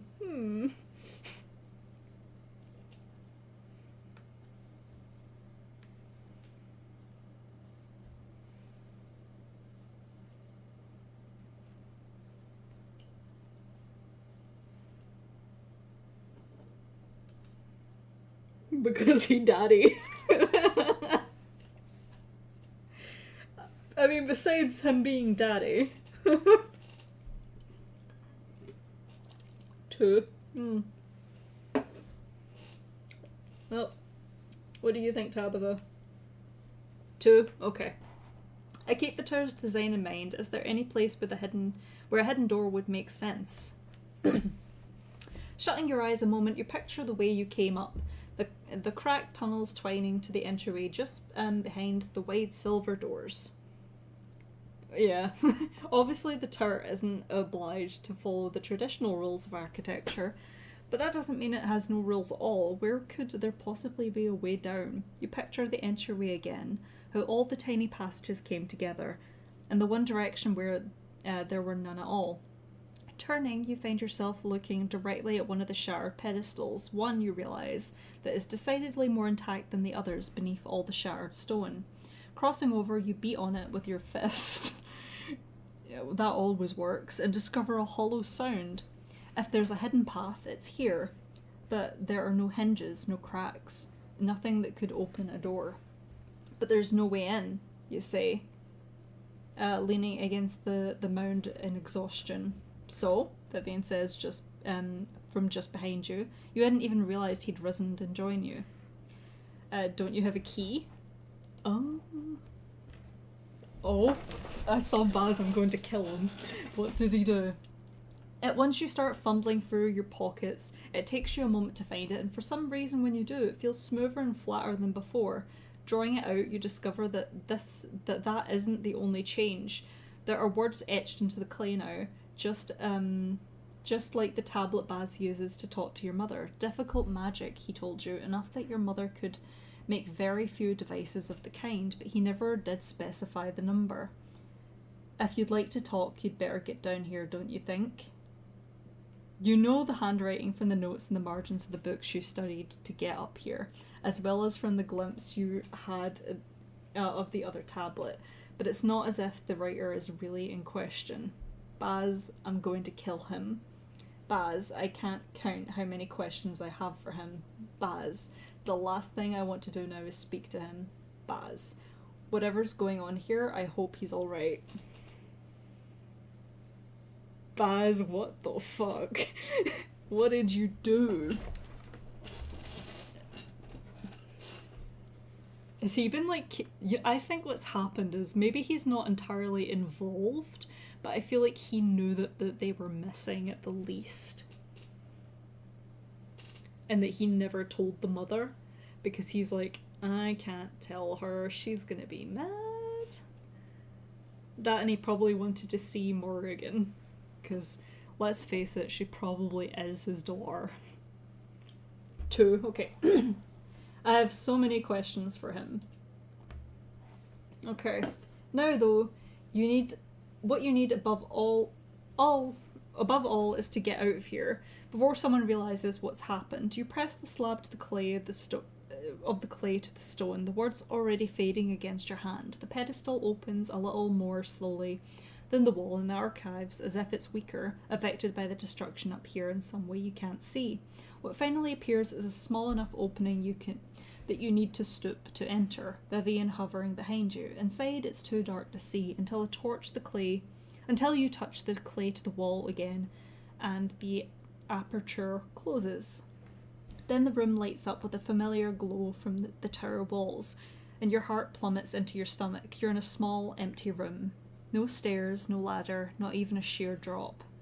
Then the floor you're standing on starts to move. It slides smoothly down what proves to be a very long passage. The trip is slow and steady, almost serene.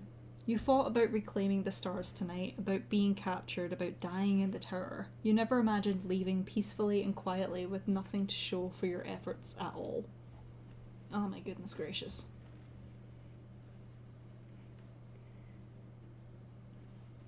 Viv probably wants to stick with Morrigan, and Morrigan can't fly down because of the lightning and stuff. I assume that's what's happened. Finally, the movement stops, the gliding platform bumping against the end of the passage with a short jolt. You stare at the blank wall until it occurs to you to pull out the clay yet again. For the third time tonight, your key opens a door. You honestly aren't sure if it's a surprise or not that when you stumble out, Baz is standing there watching you. You're once again at the bottom of the climbing shaft, and Baz is leaning against the wall by the door back out to the tower. The door, you notice that he seems to have boarded shut. You know, this last part wasn't even a trick, he says, as you close the wall behind you. Well, except in that I didn't mention your mother's lift to you, but it wouldn't have helped. It's so frustrating, Morrigan. Your mother took this lift up the tower the night the rebellion ended, and for 22 years I haven't been able to get that blasted thing back down. I've tried everything. Many of the clay keys and devices she created have more than one use, as I assumed you've noticed, but none of mine have done a thing. Eventually I decided that it must be your bloodline it responds to, and it seems you've proven me right. My thanks for that. You stare at him, he stares back at you, then sighs. They're gone, aren't they? I'm going to kill you, Baz. How did you know that? What have you been doing? Why are you here? How much have you told me? How much haven't you told me, rather? Your theory's not exactly right. My mother and I don't share a bloodline. We were both formed from the stars. Hmm.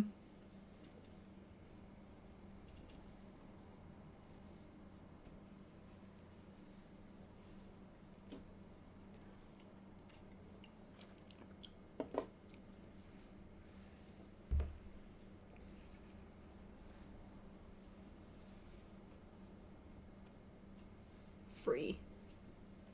Okay. 4. Okay, I'll coin toss. 3 is heads, 4 is tails.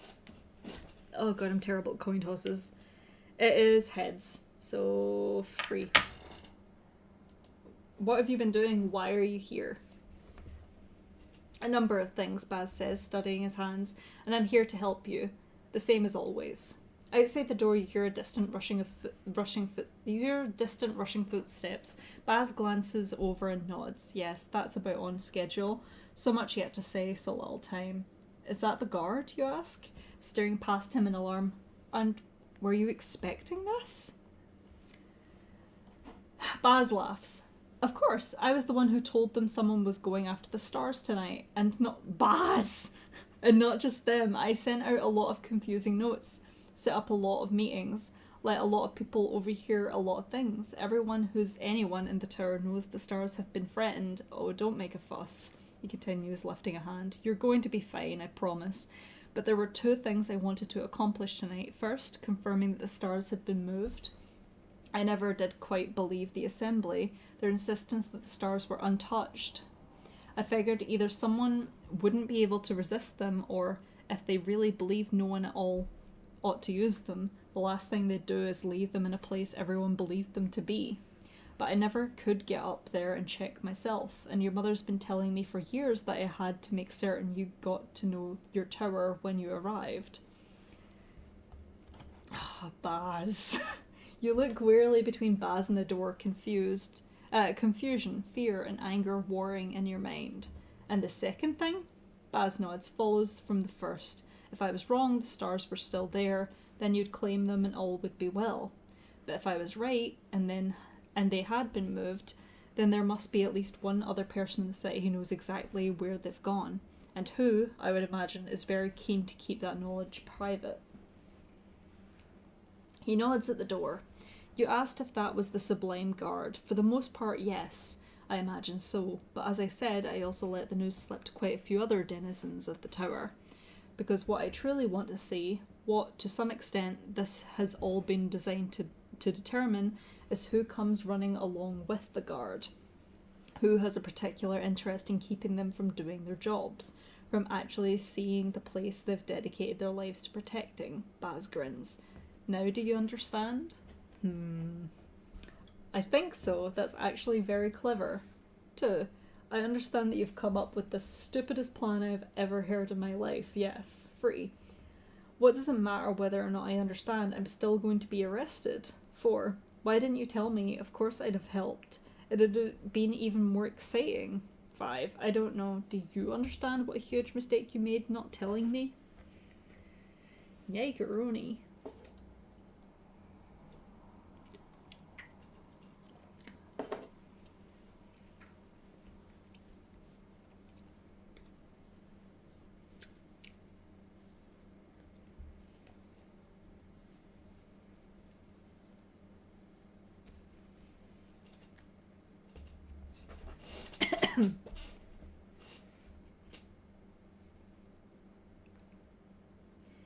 Mm, 5.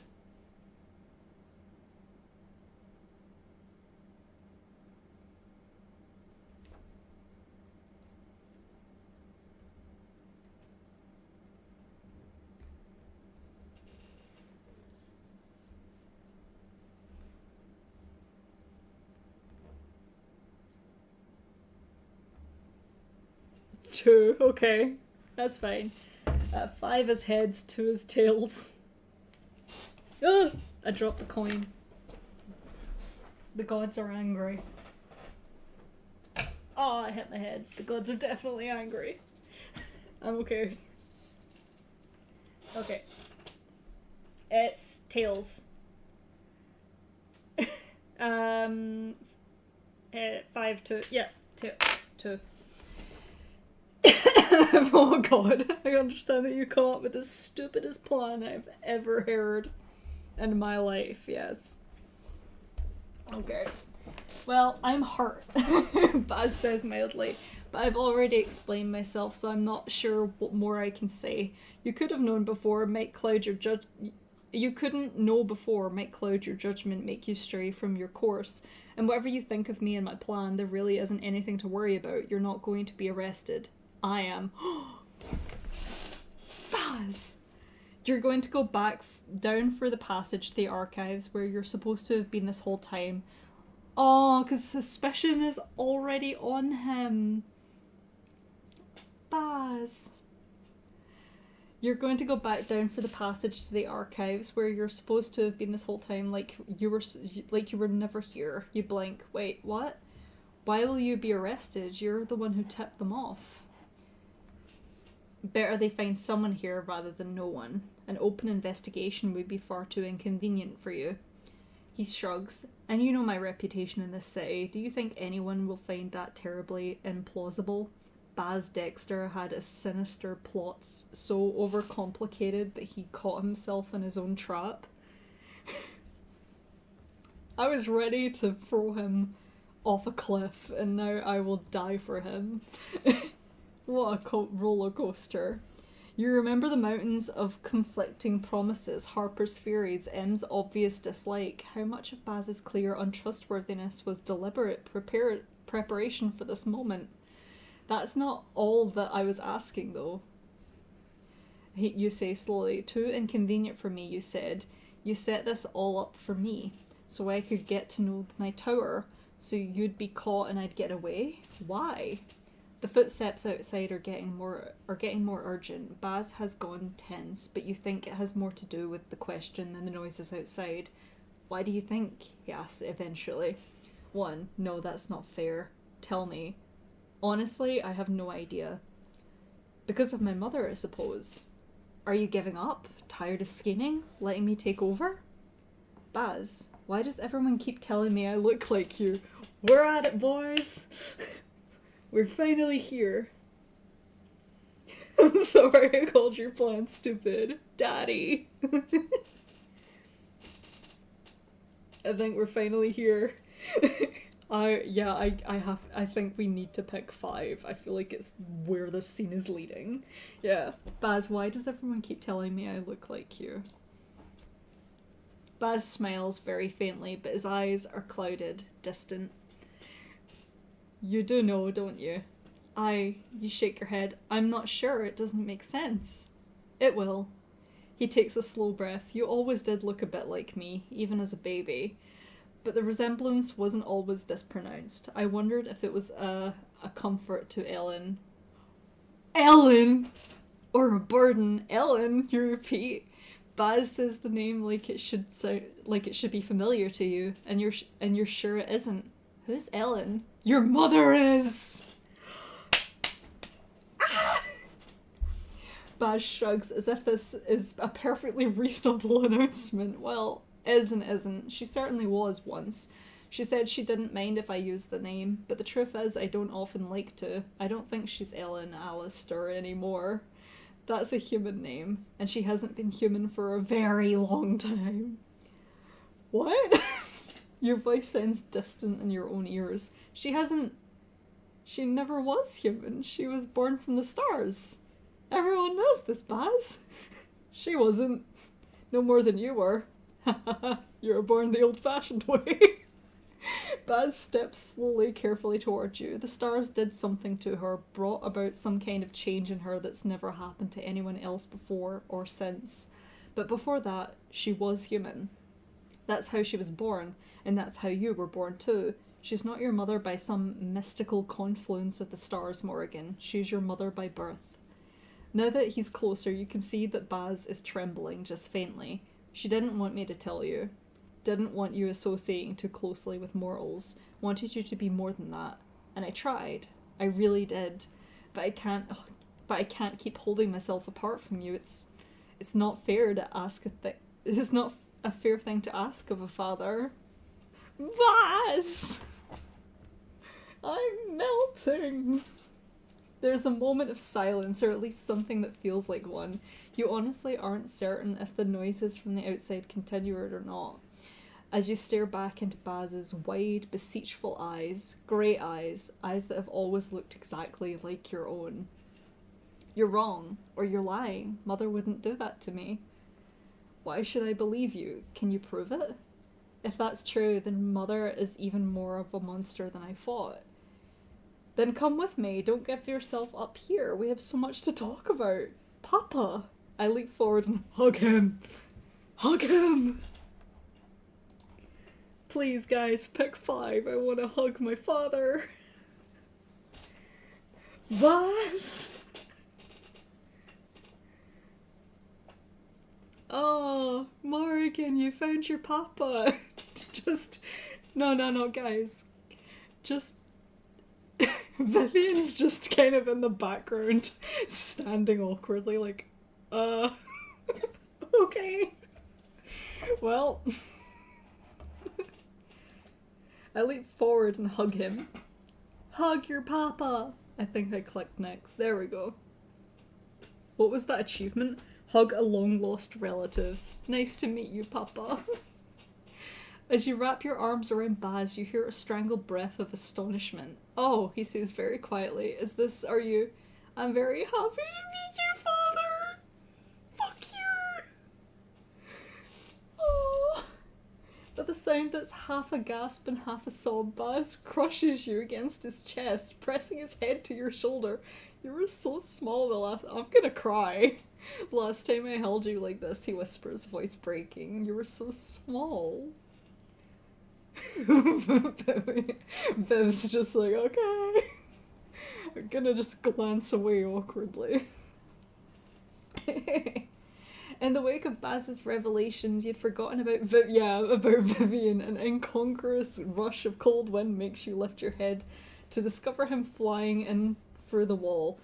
Now is not the time for this absurd conversation, he hisses. They're coming, Morrigan, we have to go. If Dexter wants to stay, let him. The ghost is right. Your ghost boyfriend is correct, my daughter.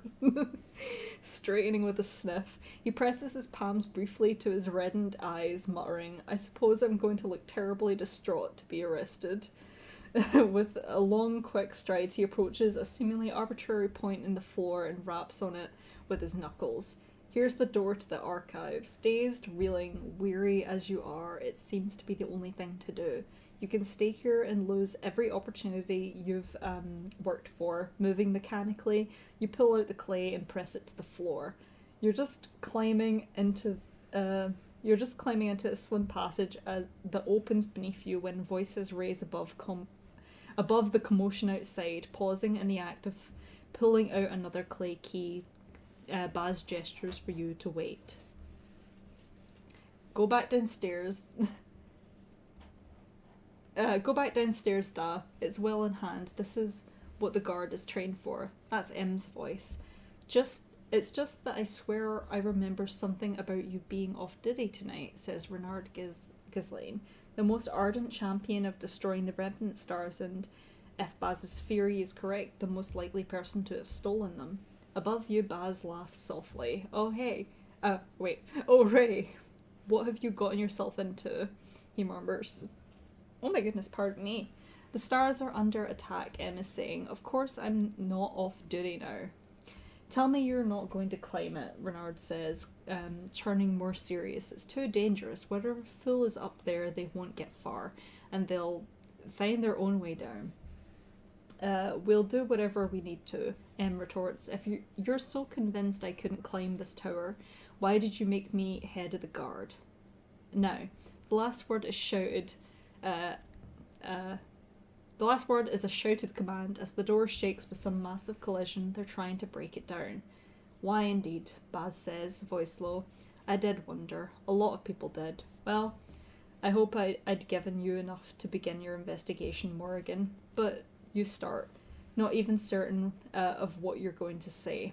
Good luck, Baz says, and slams more clay against the floor. The stone starts to close over your head. Just before the light is gone, you hear another crash against the door. Oh, Baz.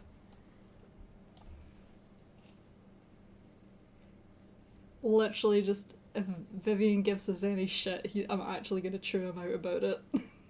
Almost the moment the ceiling closes, you find yourself slipping downward, and you have to scramble for purchase just to slow your descent to a manageable pace. You only just manage to come to a stop against the wall to the archives without smashing against it. Once you have ensured you aren't about to dash your brains out on the tower stone, you pause and lean against the wall for the space of several breaths. Nothing has changed. I am my mother's worthy heir, the same as I've always been. I have to move on from my mother the way Calestri has. I can never trust her again. I want to shut myself off from everything. Calestri, my mother, Baz, all of it. I'm going to find all the truths that have been kept from me, no matter what it takes. I don't believe any of it yet. I need physical evidence, something real, as hard as that may be, to find amid the magic and lies. I believe it.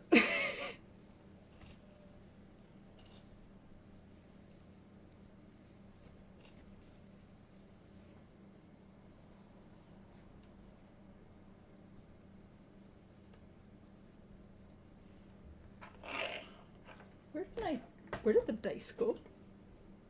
Prometheus?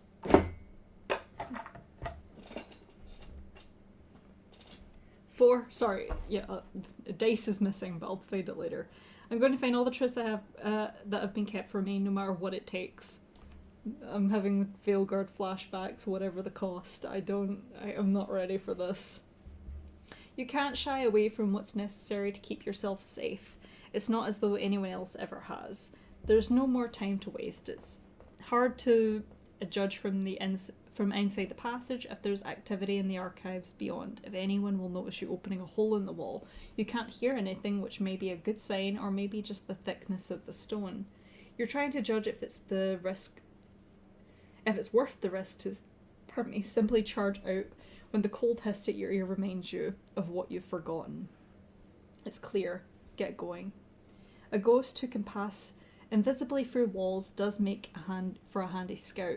You whisper your thanks to Vivian, draw out the key for what you dearly hope will be the final time tonight, and watch the stone open onto an empty aisle. It just keeps going. End! You could have ended it there at the revelation. The upper level is deserted now, but aside from that, it's almost as though you never left. You make your way back downwards at what you hope is a casual pace, determined to avoid a confrontation, and you've nearly reached the exit of the rest of the tower before a voice from behind you makes your blood run cold. Wait. You turn very slowly to find yourself facing the librarian who admitted you. The horror. Feet propped up on his desk, watching you over the top of a book. His glare is arresting enough to pin you in place, and for a moment you're certain he's about to summon the guards. Deliberately, he lowers his book, returns his feet to the floor, and leans forward on his elbows. I said midnight. It's well past. Disregard our rules so flagrantly. Flagrantly again, and I'll have your visiting privileges revoked. I'll take away your library card. See if I don't. Then he sniffs and returns to his book. So sorry, sir. Won't happen again, sir. No, please, not my library privileges. Believe me, this isn't how I expected to be leaving tonight either. One day I'll be barring you from this tower, not the other way around. I think I've lost it. A dice. Is that it? I found the dice. Oh my goodness. There we go. 1. Yeah, I feel like Morrigan isn't up for much of a confrontation. She just gained and lost a father, like, instantly.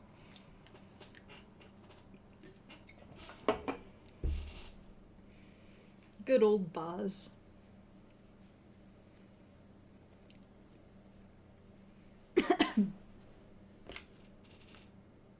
A 1. Okay.